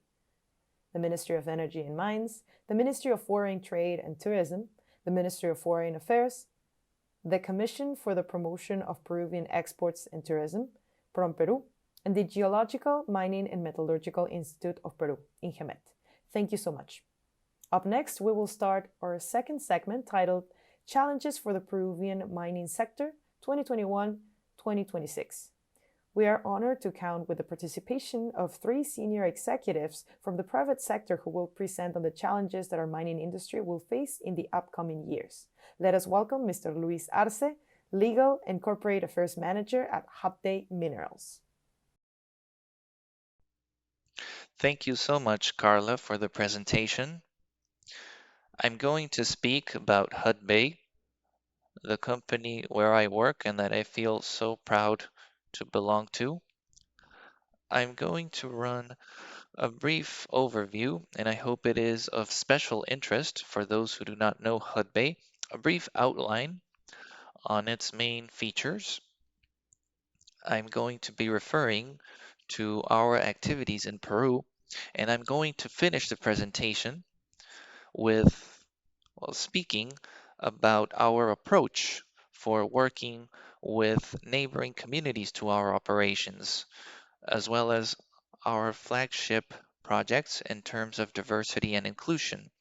Why? Because working hand in hand with communities and working on issues of diversity and inclusion seems to us as essential components of our business strategy.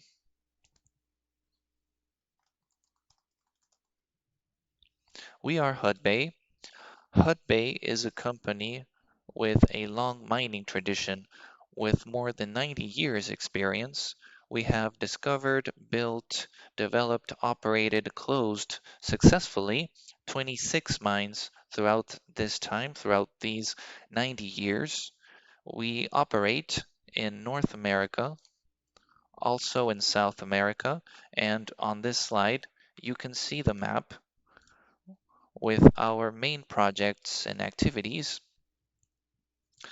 We have around 100,000 hectares in concessions for exploration in Chile. In Peru, we have acquired 150,000 hectares, and we are also developing here a large effort in exploration in many regions of the country. Also in Peru, we have Constancia, and that I'll be describing briefly. Constancia is our mine in Peru. In the United States, to the north, we have the Rosemont project in Arizona, and we also have the Mason project in Nevada. In Manitoba, we have 2 mines operating, as well as much exploration activity.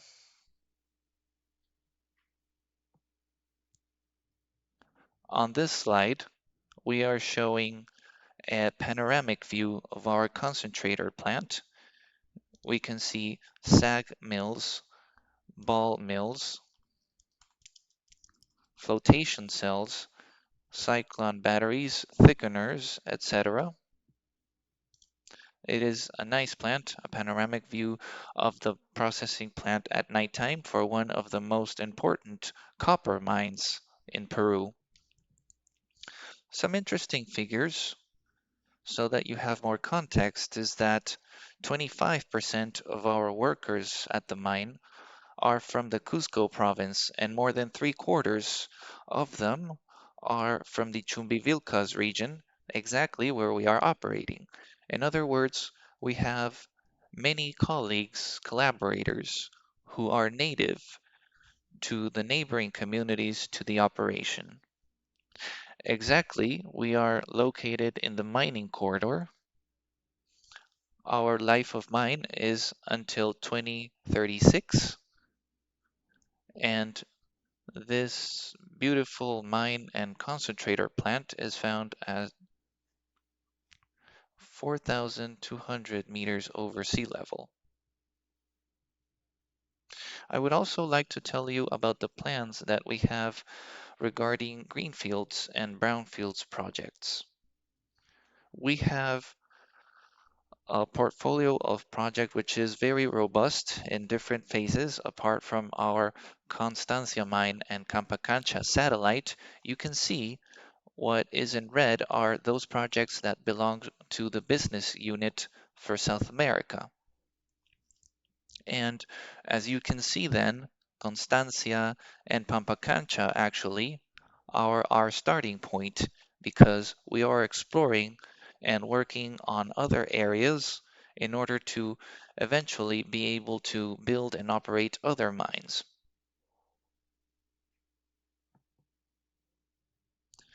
For this reason, we know that there are numerous opportunities for organic growth for Hudbay in Peru. We will continue investing, and we are betting on many exploration projects, as I stated. And also, we trust in the country. Still, we are willing to continue working for many years here in Peru. As I said at the beginning, I belong to a company and I work for a company that I feel very proud of. And we are ruled by principles of openness, dignity, respect, care, trustworthiness. We are an organization that works pretty horizontally with few hierarchical levels, which makes it so that our costs are very efficient, but also it makes it so that communication and agility in decision making are pretty productive, optimal, fruitful, just so you can understand on what I feel proud of. We have a satisfaction survey to all employers from last year where more than 80% of the company feels very satisfied for belonging to it, for working on this common cause.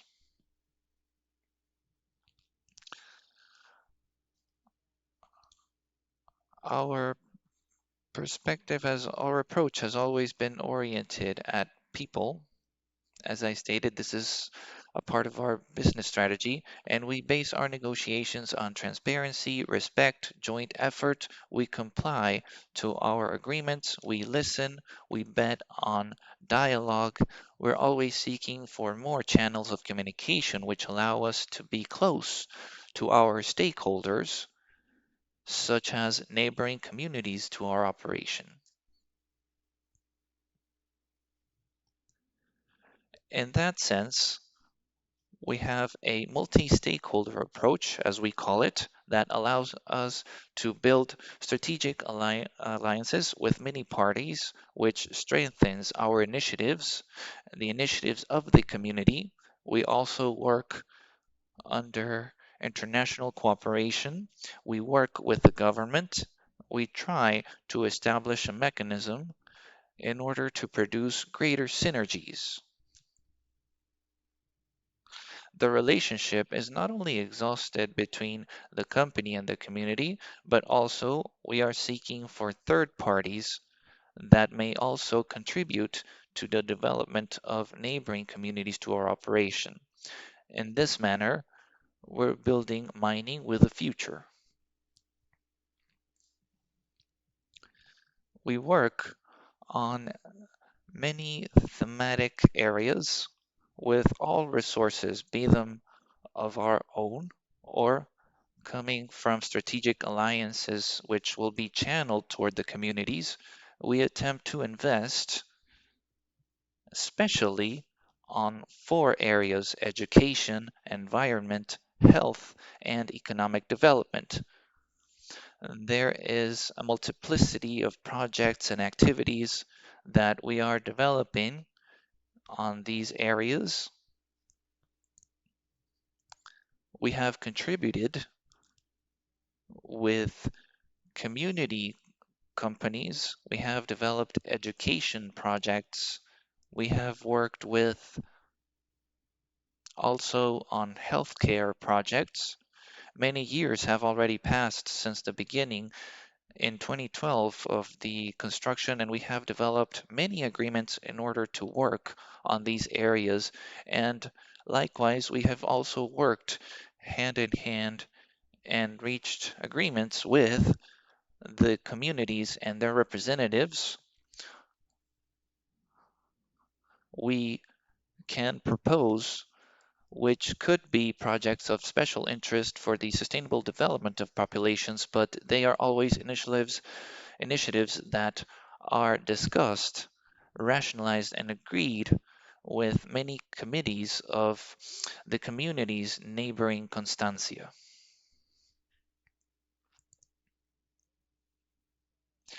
Okay, now in these next slides, I'll be describing our diversity and inclusion plan. I'm going to speak about the most emblematic projects.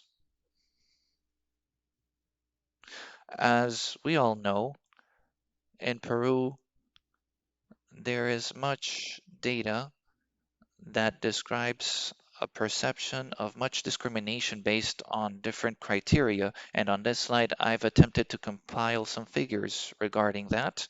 And facing this reality, in Hudbay, we implemented a plan for diversity and inclusion, which allows us to identify gaps within our operation, as well as in the communities that we operate in.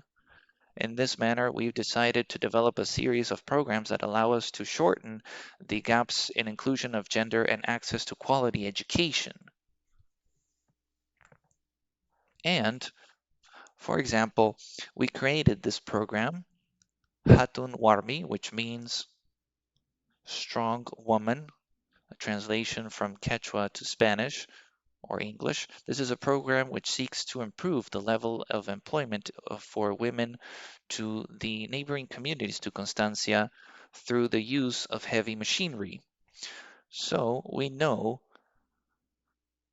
that if we issue labor offerings for operators for heavy machinery, it's most probable that we will not have candidates which are women. And so we do not want to sit with our arms folded, but we have decided to develop trainings to different women from the neighboring communities so that in several months, and anticipating that we will be needing to have those job positions, and several months after they are trained, we can have them within the process, and we also hope to hire them.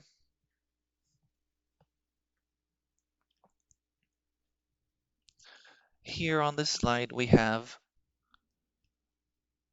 a statement from Flora Monterola, who belongs to the first class of women that we have trained so that they can operate heavy machinery. She always dreamt about being a mining woman, and she feels that through this program, she is achieving or attaining that dream. This program specifically has a duration of 6 months, this Hatun Warmi program, and I mean this training for our first class. It's 90 working days, 580 effective hours of training in a regime of 20 by 20. It is aimed at women and youths of 18 to 30 years of age. This is a training on different heavy machines, front loaders, dump trucks, tractors, excavators, among others. And well, we're not only focusing on the technical aspect, but we have also made part of the program in order to attempt to work on the soft skills that every professional must have.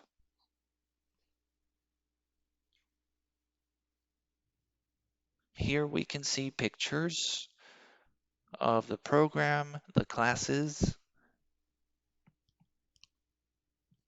I've actually had the opportunity of getting to know them. They are stellar women. And then we have a very interesting program, a scholarship program, which is the best way to set a difference in pace and to promote a difference via education, as education plays such an important role for this end. So for this reason, we decided to promote this scholarship program to the benefit of Chumbivilcan youths, so youths from the province of Chumbivilcas, who are close to finish school, so 5th grade of high school, and to wish to have higher education in university. So we are executing this program, and we currently have 4 beneficiaries, and in the following months we are hoping to have 8, and every year continue to increase the amount of beneficiaries. And what we do is we support by paying for their education, their enrollment. We're also supporting them so that they study English. We cover their living expenses, expenses for obtaining a degree, as well as titles, and especially we accompany them throughout this process. I know it's difficult for many Chumbivilcan youths, for instance, to move to large cities in our country and to begin their university life. So we are always there, present with them, and we also hope that they can work at Hudbay in the future, or if not at Hudbay, we are sure that they will be great professionals. These are guys and girls that I've also gotten to know, and they are very talented. Here we have a statement from one of the young women who benefited from these scholarships, and it really fills us with excitement to hear them. We are sure that she will be an extraordinary attorney. So, to here, we have spoken about our projects in Peru. We have a portfolio. We want to continue investing. We've talked about teamwork or team effort. We are a company that is committed. We've talked about how we want to set the pace and bet on joint efforts with the community and other institutions that we can make or build synergies with. We have spoken about inclusion and how to promote greater levels of employment. We believe that all of this is what composes and describes our business strategy that we call mining with the future. And so this is about working in hand with the communities, and promoting diversity and inclusion are definitely essential to our business strategy. We cannot make business without putting people in front. Thank you so much for your time.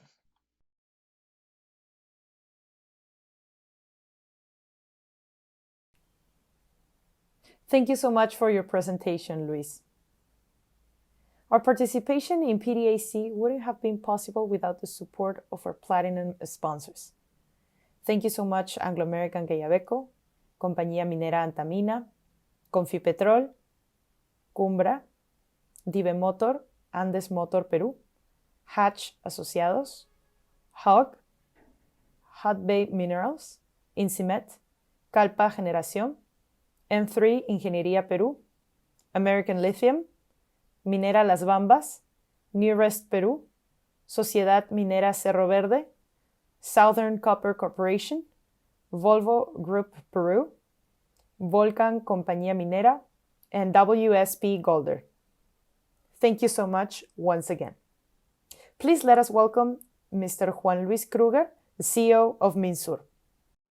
Thank you very much, Carla, for this introduction, and good morning, everyone. It's an honor for me to be here at the PDAC. Thank you very much for the invitation. Today, we're going to be talking about the challenge of mining in Peru, and more importantly, the importance of mining with a purpose. We all know that Peru has been blessed with natural resources. Peru has an incredible competitive advantage in the mining industry. We're the first producers in Latin America of gold, copper, silver, zinc, and tin. We're the second largest producers in the world of copper, silver, zinc, and tin. Mining in Peru is extremely important. It represents around 12% of the GDP. We create more than 2 million direct and indirect jobs and contribute more than 60% of the country's exports. More than $4.5 billion have been contributed as fiscal revenues to the government in Peru in the last year. But the question is, if we're so highly endowed with natural resources and it's so important, why isn't Peru really developing at the pace that it should be in terms of mining? And let's talk a little bit of the challenges that we face. First of all, the political uncertainty right now, the interference of radical sectors with unclear policies and the lack of a very strong governance and rule of law is really hurting the industry. The government is involved in corruption scandals, and there's a crisis within the government that really doesn't create the right conditions for mining to be developed. On top of that, and as a consequence perhaps, the number of social conflicts impacting the mining industry has been increasing, and the level of violence has grown lately. There are mainly economic demands from the local communities with several aggravating factors, most of them that create over-expectations and frustrations. And there's a strong resurgence of vindicated speeches that are really creating a lot of pressure against the development of the mining industry. The international context increases the pressure against the development of the mining industry at this point in time. It is creating high inflation costs, both in CapEx and OpEx. It's creating significant challenges on the logistics and supply chains. And the health issues around the pandemic have also increased the pressure on the industry. So what we have is a political, economic, and social crisis impacting the mining industry in Peru in the last few years, which has been aggravated by the current international context. As a consequence, mining investment in Peru has fallen, the country risk has increased, and in the last few years, Peru has been falling in the World Mining Competitive Survey, the Fraser Institute survey. We have become a less attractive country. But on the other hand, we're right now going through a very important cycle in terms of mineral prices, which have hit a record high, and this really represents a great window of opportunity for the mining industry in Peru and for our country to develop. Mining is the most important catalyst for economic growth and social development in Peru. So the question is, how can we really tackle this opportunity? And we believe it's possible. At MinSur, we believe it's possible to conduct mining activities in Peru, and this is based on 5 pillars. What are these pillars? And I want to share with you this morning these pillars. The first one is mining with a purpose. This represents an evolution of our business philosophy. We believe that being a good citizen, meaning by a good citizen, a company, a good corporate citizen, a company that pays its taxes, complies with all regulations, takes care of its employees, and of course, complies with not damaging the environment and being sustainable. Being a good corporate citizen is probably not enough. We thought it was enough, but given the fact that our government and the state is not really capable of deploying all the resources that the mining industry is generating, we believe that we need to transcend. We need to go further beyond just being a good corporate citizen. And in that sense, we decided to review, rediscover our corporate purpose. And that purpose is now driving all of our strategic decisions And everything we do, every decision we make is based on our purpose. That purpose basically aims to put the people at the center, the human being at the center of all of our decisions. And it's a humanization process that we're starting based on our purpose. Let me now share with you a video that illustrates our purpose. What is the most valuable thing in the world? Gold? Silver? Material things? For a long time, it has been believed that the most valuable things are material. But if there is something we have learned in life, it is that the most valuable thing is within us and what we can give. The most valuable thing is in ourselves, in our home, in our family, and in the trusting relationships we build with others. What's most valuable is in our teams, in our camp that wakes up early, in the care for the environment, and in the hope we have for building a better world. We are a company that understands that the most valuable thing in the world is and will be life itself, people, their growth, development, and well-being. And that's worth more than any result. We have a firm commitment to transcend and positively impact the world. A motivation that has been present in our actions and that today we declare in a human and inspiring purpose. We improve lives by transforming minerals into wellness. A purpose that, while recognizing all that we have done so far, inspires us to continue evolving together and invites us to take on a huge challenge. To be a mining company capable of transforming the resources it extracts into development, progress, and well-being for the world. That is what drives us. That is our purpose. That is our evolution. Our purpose that I'm pleased to share with you today and that drives every single one of our decisions and that we believe is instrumental for facing the challenges of the mining industry in Peru is that we improve life by transforming minerals into wellness.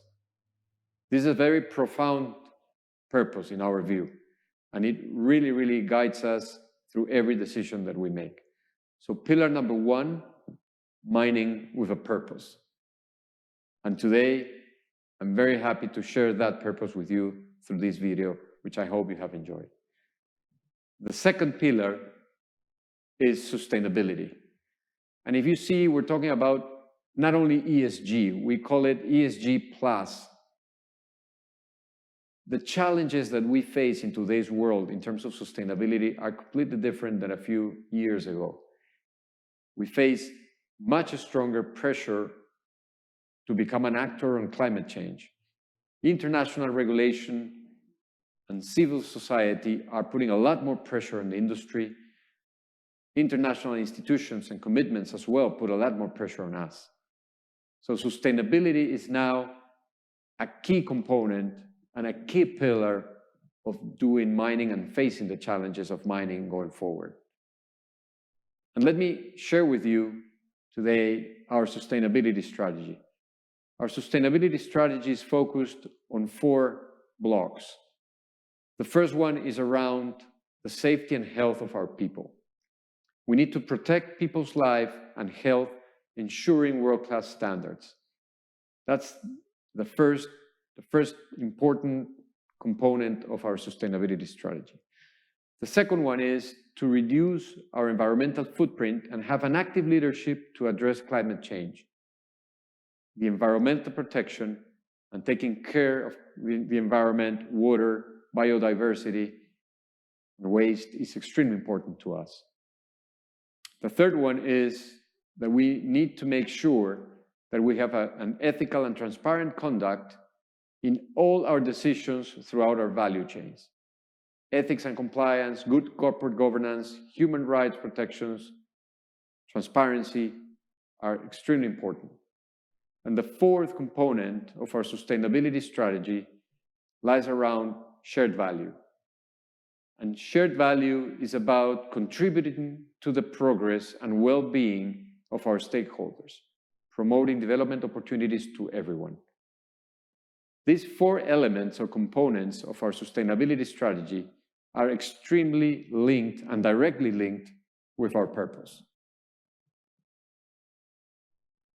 As an example of how sustainability is just more than ESG to us, we have, in a way, thought about sustainability and linked it into our commercial strategy, into our business strategy, by launching what we call sustainable. Sustainable, and this is not a typo, sustainable is sustainable tin. We're the second largest producer of tin in the world, and we are the only one who is able to produce 100% traceable tin for our customers. So sustainability, sustainable, is what we sell to our customers. It's our value proposition. So for us to really be able to be sustainable, what we need to do is we need to think about ESG and have the highest ESG standards in the industry, but we need to combine that with two other things. We need to make sure that we reinvest to replenish our resources and reserves in the long run, so we can assure reliable supply to our customers around the world. And we also need to make partnerships with all the stakeholders through the value chain in order to make sure that they are aligned with the sustainability standards that we want to promote.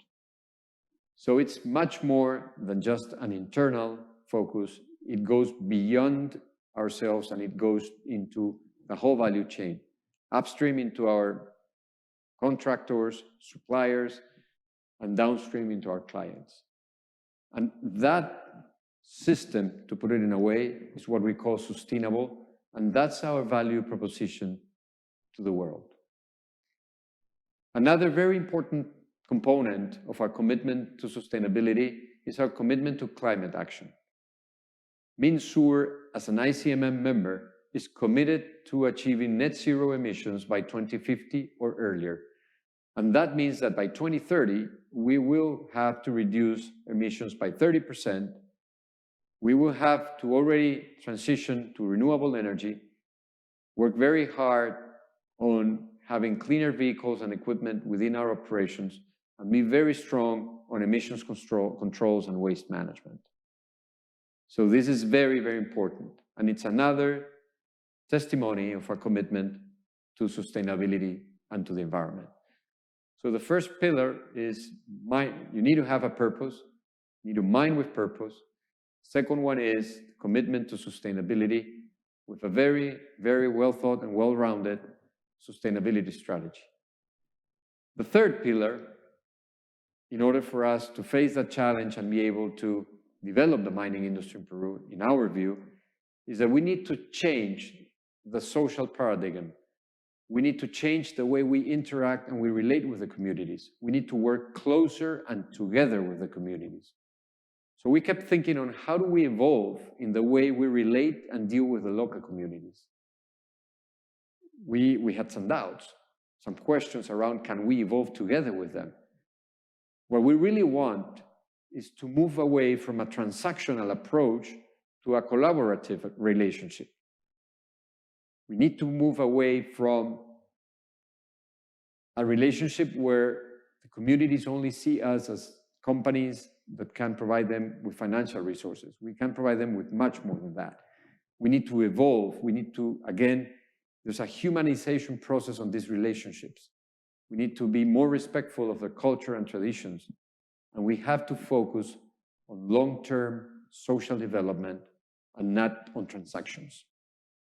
And for that, we need to move away from a model where we have the company, the communities, and the government just working isolated, each of them trying to figure out what's best for them individually. We need to move into a collective system where the government providing governance, a rule of law, the company driven by its purpose, and the communities looking for long-term development and progress work all together to create and achieve the development and to close the gaps that we have right now in our country.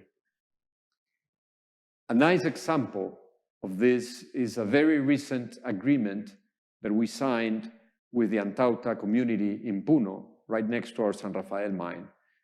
And this is a very good example because after 2 years of constructive and transformative dialogue, with a very strong focus on economic and social developments, where we got all the stakeholders involved in this process, meaning by that, of course, the company, the communities, the government at all levels, local, regional, central government, everybody being accountable to the success of this agreement, everybody thinking of itself as an actor and not a viewer of the process, we were able to achieve and sign an agreement with commitments in 5 main lines of action: health, education, infrastructure, productive development, and environmental care. And we believe this is a good example of how a new model founded on human relations, dialogue, and consensus can be actually put in place. We really appreciate all the support of the communities. We feel very proud of working with them and with the government at all levels to make sure that we can have a multi-actor driven approach where dialogue is what really matters and what really prevails. The 4th pillar is about innovation. And in order for us to succeed in mining, we need to be a lot more innovative, and we need to adopt technologies that are coming into the industry. The mining industry is going to be a completely different industry going forward, where by using technology, we're going to be able to increase productivity, to mine safer and cleaner. And that's extremely important. We're working very hard to develop a culture of innovation in our organization. It's not about importing technologies. Innovation is much more profound. It goes further beyond technology. Innovation is a culture, it's a way of living, it's a way of thinking, it's a way of doing things. Of course, we have right now 21 initiatives in digital transformation undergoing developments. But more importantly, when we think about innovation, it's not only how do we innovate to become more efficient and more productive, but it's also how do we apply innovation to environmental and sustainability issues? How do we apply innovation to social issues? And that's what we're trying to promote within our company by changing the social paradigm, by applying innovation and new ideas all the time to solve environmental issues, and of course, using technology. One of the most important transformations that we are going through in our company, and a very important enabler for the innovation culture, is our lean management program. Our lean management program is called Lingo, and it's a cultural transformation that will allow us to reach the next level in terms of efficiency and productivity through the empowerment of every single person in the organization. We realized that with our previous corporate culture and decision-making process, we were not really promoting innovation. So we embarked on a new leadership model, a leadership model that requires a change in mindset, that requires that we empower every single worker in the organization so that they can participate and they can actually promote new ideas that will allow us to improve. It's a system that allows to foster continuous improvement and to take our assets to its full potential. Lingo, our lean management program, is the most important enabler of innovation within our organization at this point in time. In our Pisco smelter, we have been able to increase production and productivity by more than 20% in 18 months without investing a single penny in equipment. We're producing today almost 25% more tin out of that smelter without any plant expansion or equipment investment, just through empowering people, just by changing the way we work and adopting lean management practices that have allowed us to get people to contribute with ideas, to solve the problems, and to make sure that we create a very fertile environment for idea generation and continuous improvement.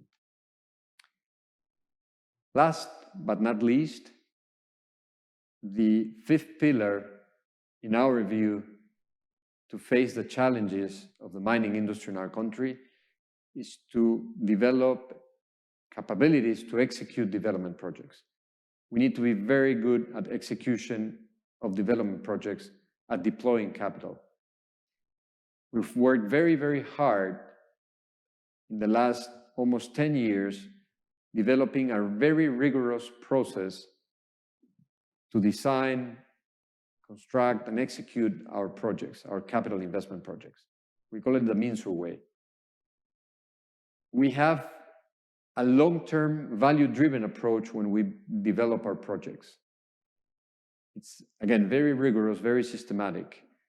And what is very important is that sustainability, that number 2 pillar that I referred to before, is a key parameter, a key component on every project, from the design of the project, the initial design and analysis and studies, all the way through construction, ramp-up, and operation.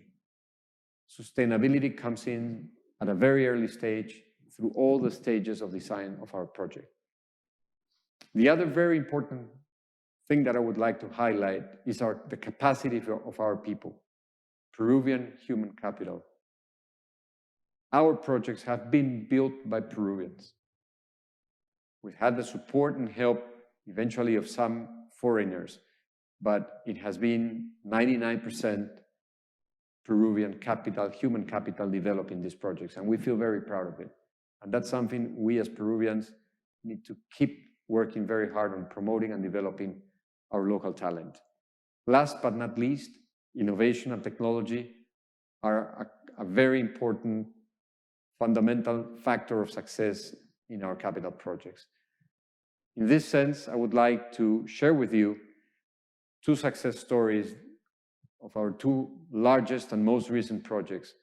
The first one is the Mina Justa project.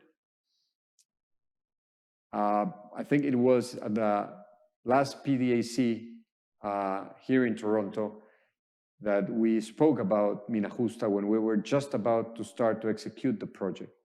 And at that time, it was a lot of work in studies, design, engineering. Today, that's a reality. Today, it's a mine after $1.8 billion invested with a 16-year life of mine. So, as you know, 60% owned by Minsur and operated by us. And importantly, it's been the largest investment by a Peruvian mining company in our country. It's a world-class operation that meets the highest environmental standards and sustainability standards.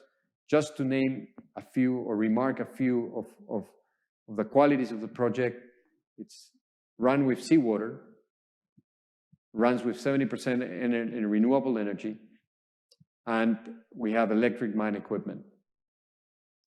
So we feel very proud because from the design, we conceived this project as a sustainable project. The other thing that is very important is that we worked very hard from the beginning of the project on developing these new social relationships, changing the paradigm with the communities. We've had a very strong relationship with the Marcona community, and the project has 94% approval of the local population. Of course, we not only employ around 30% of our workforce locally, We've done a lot of work to develop local contractors and source locally, but we have also made important contributions to the town of Marcona by developing a full potable water and sewage system. We have also worked very hard and inaugurated a few months ago the second most modern technical education institution in Marcona. So we feel very proud of how we're working together in line with our purpose to improve the life of the people of Marcona, Nazca, Ica, and Peru by transforming minerals into wellness. The other project is our B2 plant. This is a $170 million project that started operations in 2020. It's a concentrator plant with gravity separation, flotation thickening, and filtering.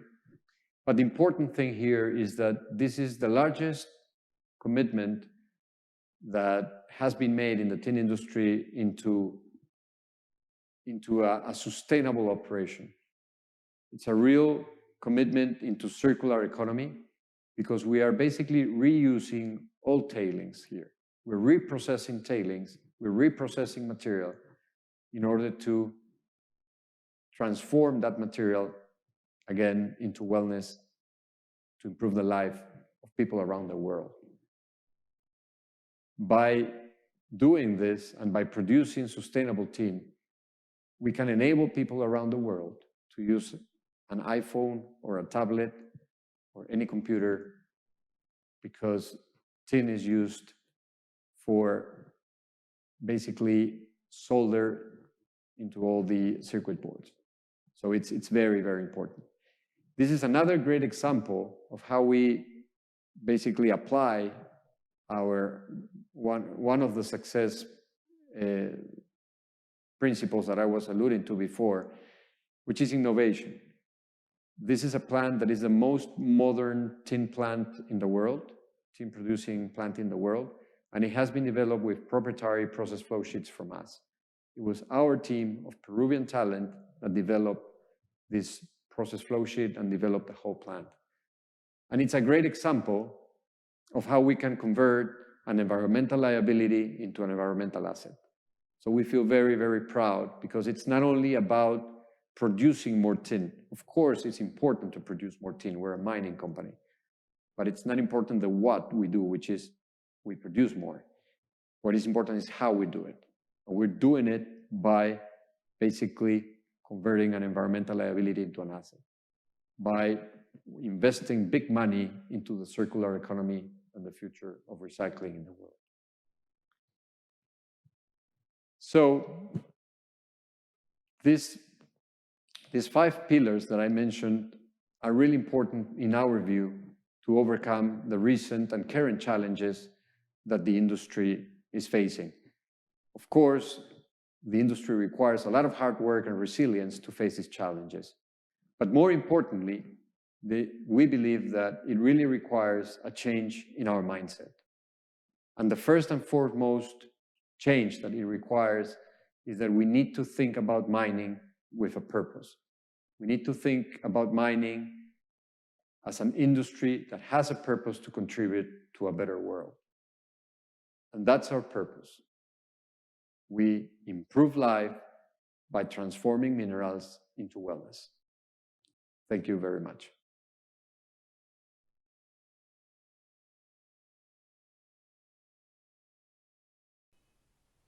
Thank you so much.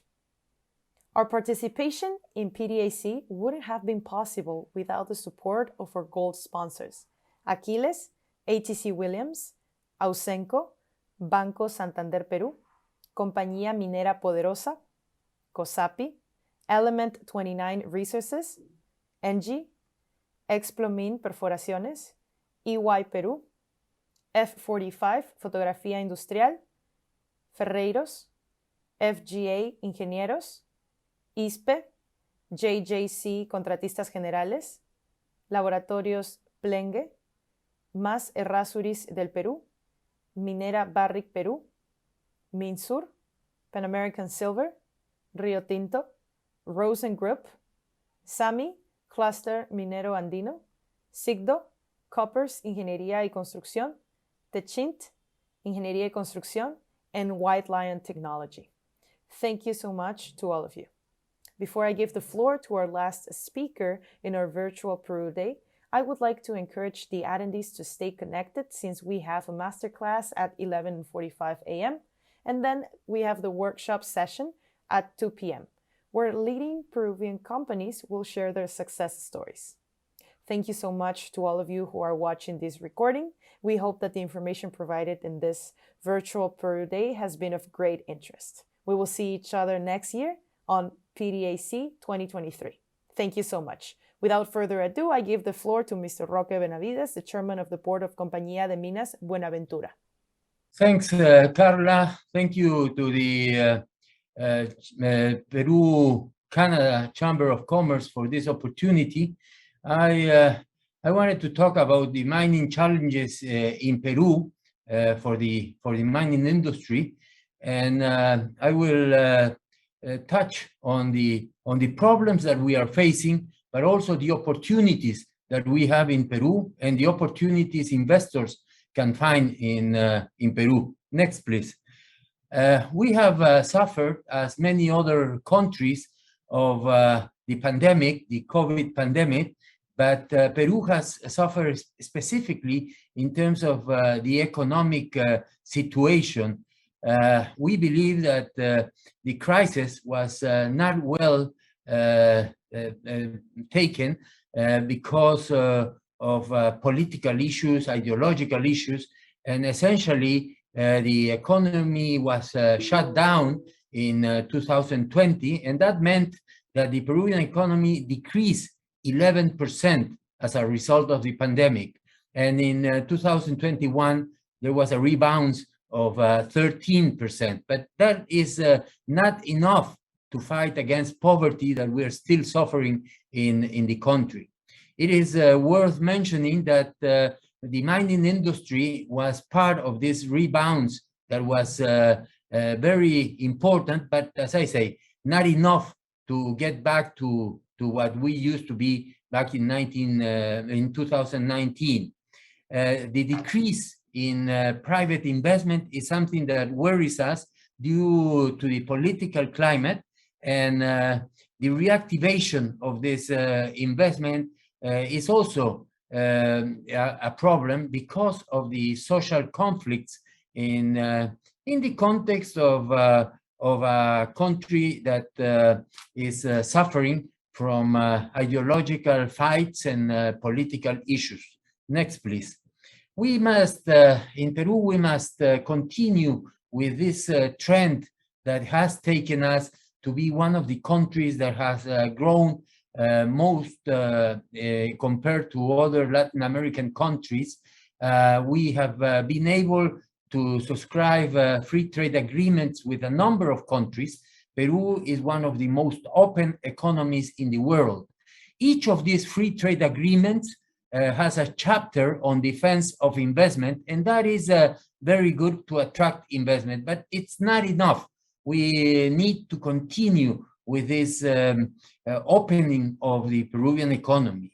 We are certainly part of the Pacific Alliance. Mexico, Colombia, Peru, and Chile are the most attractive countries, still the most attractive countries in Latin America, all of them with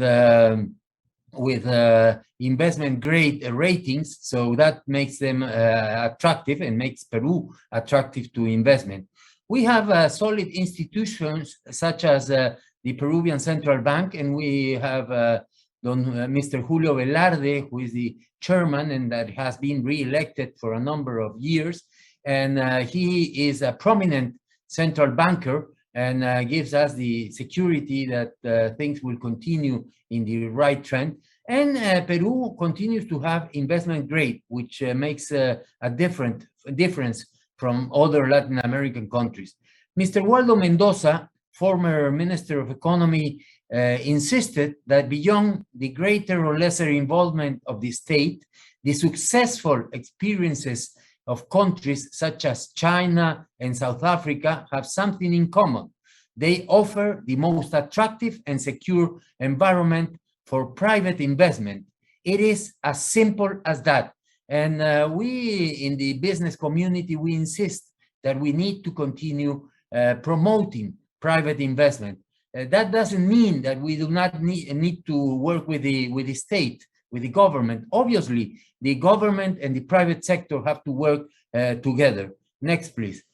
Peru, in terms of mining, and in the PDAC meeting, it is important to mention that we are first and second producers in Latin America of gold, silver, copper, zinc, and all of those metals. And in the international market, we are also a very prominent producer.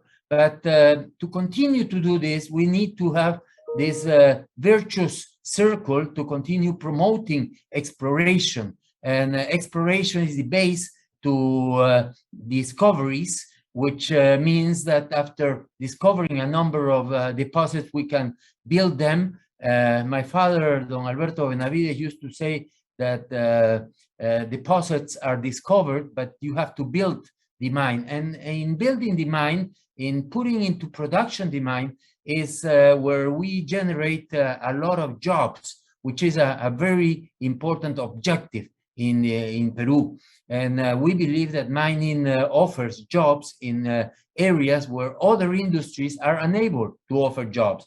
That means decentralization of the country, and Peru suffers from centralization, which is a problem for us.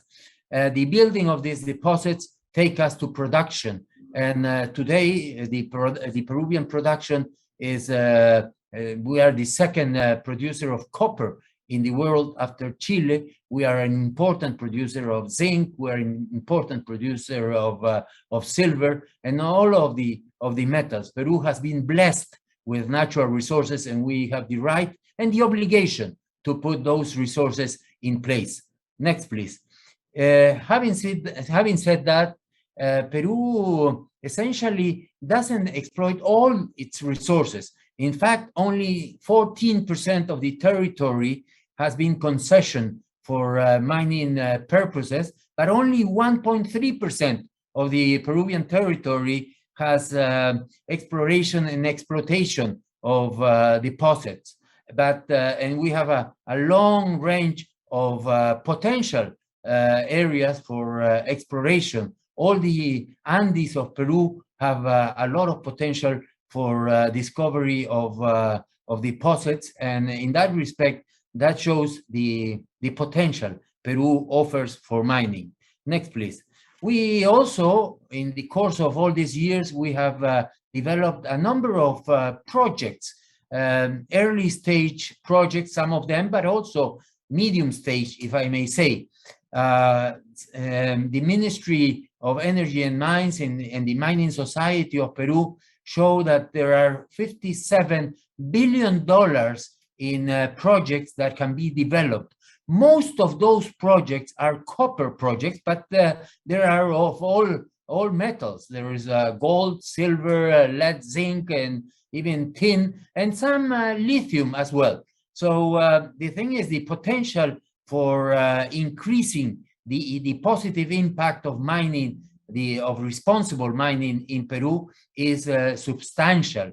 We have some projects that are under construction. I would say that the most important one is one that is very close to production, which is Quellaveco of Anglo American, but there is also Corani in Puno, there is the Yanacocha sulfides, there is the optimization of the Immaculada gold deposit in Ayacucho of Hochschild. There is Chalcobamba within the Bambas MMG deposit. There is Magistral, and there is San Gabriel, which is the picture you can see, and that is of Buenaventura, where I work. And San Gabriel is a deposit located at 4,700 meters over sea level in the border between Moquegua and Puno, and that will be a gold deposit which we hope to put into production in 2023 or early 2024. Next, please. Mining is also an important generator of jobs. If we put into production this $57 billion of projects, we can generate 2.3 million jobs within Peru. Also, it is important to mention that with the current production, for each job, direct job that generates mining, it generates 9 indirect jobs. So it is an important source of employment. The fact of the matter is that 230,000 people work directly in mining. That means that close to 2.3 or 2 million people, direct and indirect, work in mining. Mining in Peru represents in excess of 10% of GDP, in excess of 16% of total private investment, represents in excess of 60% of total export, which is very important to count with the sources for importation of goods and services and capital equipment that we also need in Peru. We generate in excess of 19% of total corporate taxes, and something that is not mentioned many times, we consume in excess of 50% of total energy that is generated in Peru. That means that the energy industry depends on the consumption of mining. Mining is a very important industry in Peru and will continue to be if we put in place all these projects that we have in our portfolio. Next, please. Mining projects generate a number of benefits. It generates benefits in the local economy, generating jobs, generating services. We consume from local producers, which is very important. And after the life of the mine, that those producers will continue to produce, and that generates a lot of activity, economic activity in those areas. We also contribute to the development of infrastructure, roads, electricity, telecommunications, digital communication, water resources, education, and health in areas that other industries will not be able to generate. We also generate financial contributions. The responsible mining in Peru generates a lot of taxes to the government, and many of those taxes will get back to the areas where those are generated. The problem being in Peru is that the public sector, especially in the provinces of Peru, do not use these resources properly, and that generates a lot of frustration in the population. But that is not the fault of the mining industry, but somewhat the capabilities of the public sector that is not able to take these benefits to the people. And finally, we facilitate sustainable development with environmental aspects that are essentially looking towards taking care of the environment, increasing productivity, and development social projects and economic projects that are important for Peru and for those areas where mining is developed. Next, please. How do we achieve a more competitive sector in the mining industry? Obviously, the Fraser Institute brings us some alert in terms of how the competitiveness of Peru in terms of mining has decreased. And let us analyze all the factors of competitiveness. Obviously, the geological potential of Peru is still there, and we have a substantial geological potential, and that is accepted by the market. Institutions and regulations are somewhat bureaucratic, and in that respect, we Peruvians have to work to make our state more efficient. The tax policies are competitive, and we can compare ourselves with Canada, with Australia, with Chile, and we are essentially at a level of that it's quite balanced in many respects. Regardless of that, some people in the country insist that we should increase taxes for the mining industry. That is not the right position from our point of view. We think the tax policies are the adequate ones for the industry. Infrastructure is another aspect, and infrastructure is somewhat delayed in Peru. We need more better roads, we need railroads, we need connectivity, and that is something that reduces our competitiveness. And then the social environment, the confrontations that we are suffering in some projects such as Bambas, but I think we have to get to terms with the local communities and show them the benefits that mining brings them and that can contribute to their development. Next, please. We in Buenaventura are convinced that the social responsibility has to be shared with the community. Professor Michael Porter talks about the how to share the benefits, the benefits of the industry, the benefits of the companies, the benefits of the industry in general. Share value, no?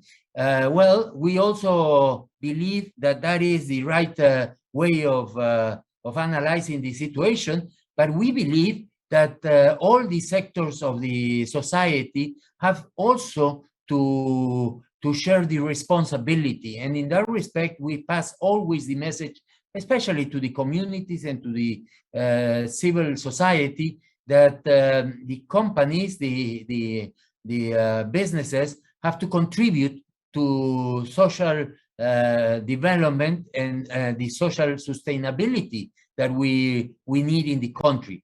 We have to participate, but we are not the only ones to assume social responsibility. The governments at the national level, at the regional level, at the provincial level, the NGOs, the universities, and all the rest of the actors of society have to participate in this what we call social responsibility, shared social responsibility, which is so important. Next, please. We all have to play a role in next, please, in promoting competitiveness and development of the country. Can you pass to the next slide, please? Next, please. The companies, the industry, have to invest efficiently and responsibly in economic, health, social, and environmental aspects with a vision of sustainability with a shared social responsibility, as we insist. The state have to define clear rules and accelerate processes so that the people notice the benefits of investment, generating favorable environment for investment, providing basic services to the local communities, and ensuring the contribution to these communities. While society and the communities in general have to learn about the benefits of the contributions that are generated by private enterprise. We need to have a climate of harmony and understanding with dialogue that it's missing in the relationships of Peru. And we have to develop also capabilities, talent in the local communities in order to integrate them to the mining industry. I think the three aspects of a good relationship are the companies, the state, and the communities working together. In addition, the authorities, the companies, and society as a whole must maintain a constructive dialogue with respect of the law and respect to the rule of law, which is fundamental if we want to have a society in the long term. Next, please. we sustain our development in the 4 pillars that I insist are very important, and these have been developed in the last 30 years, and that is the free trade agreements that I mentioned earlier that we have with China and Japan and the US and Canada and Latin America, Europe. We are one of the most open economies in the world, and that assures those that want to invest in our country that they will have a treatment that is adequate to their investment. We are also part of the Alliance of the Pacific. We have a solid base of institutions as the central bank. We have investment grade that should not be loose and that we need to continue working. We must work together to reactivate the economy, generate confidence, and promote investment, avoiding political polarization, which is one of our problems in these times, and promoting sensible proposals that will allow us to recover the well-being and the confidence of all Peruvians. I must say that we are Peruvians, this is our country, and that I insist that we have to give the best conditions for investment, not only to foreign investment, but also to local investment. In Peru, of 100% of investment, 20% is public investment, which has to be done properly and that has to deliver services, adequate service. But 80% of investment in Peru is private investment. Out of that 80%, 20% is foreign investment, which is welcome in Peru, that I hope we will continue to receive that foreign investment. And of the 80% is Peruvian national private investment. We Peruvians are the first that have to defend the system, the first that have to defend the mining industry, and we are here to accompany those investors from outside of Peru that want to come and invest in a country that has a lot of potential, especially in mining. Next, please. Thank you very much for attending and listening to me. Thank you.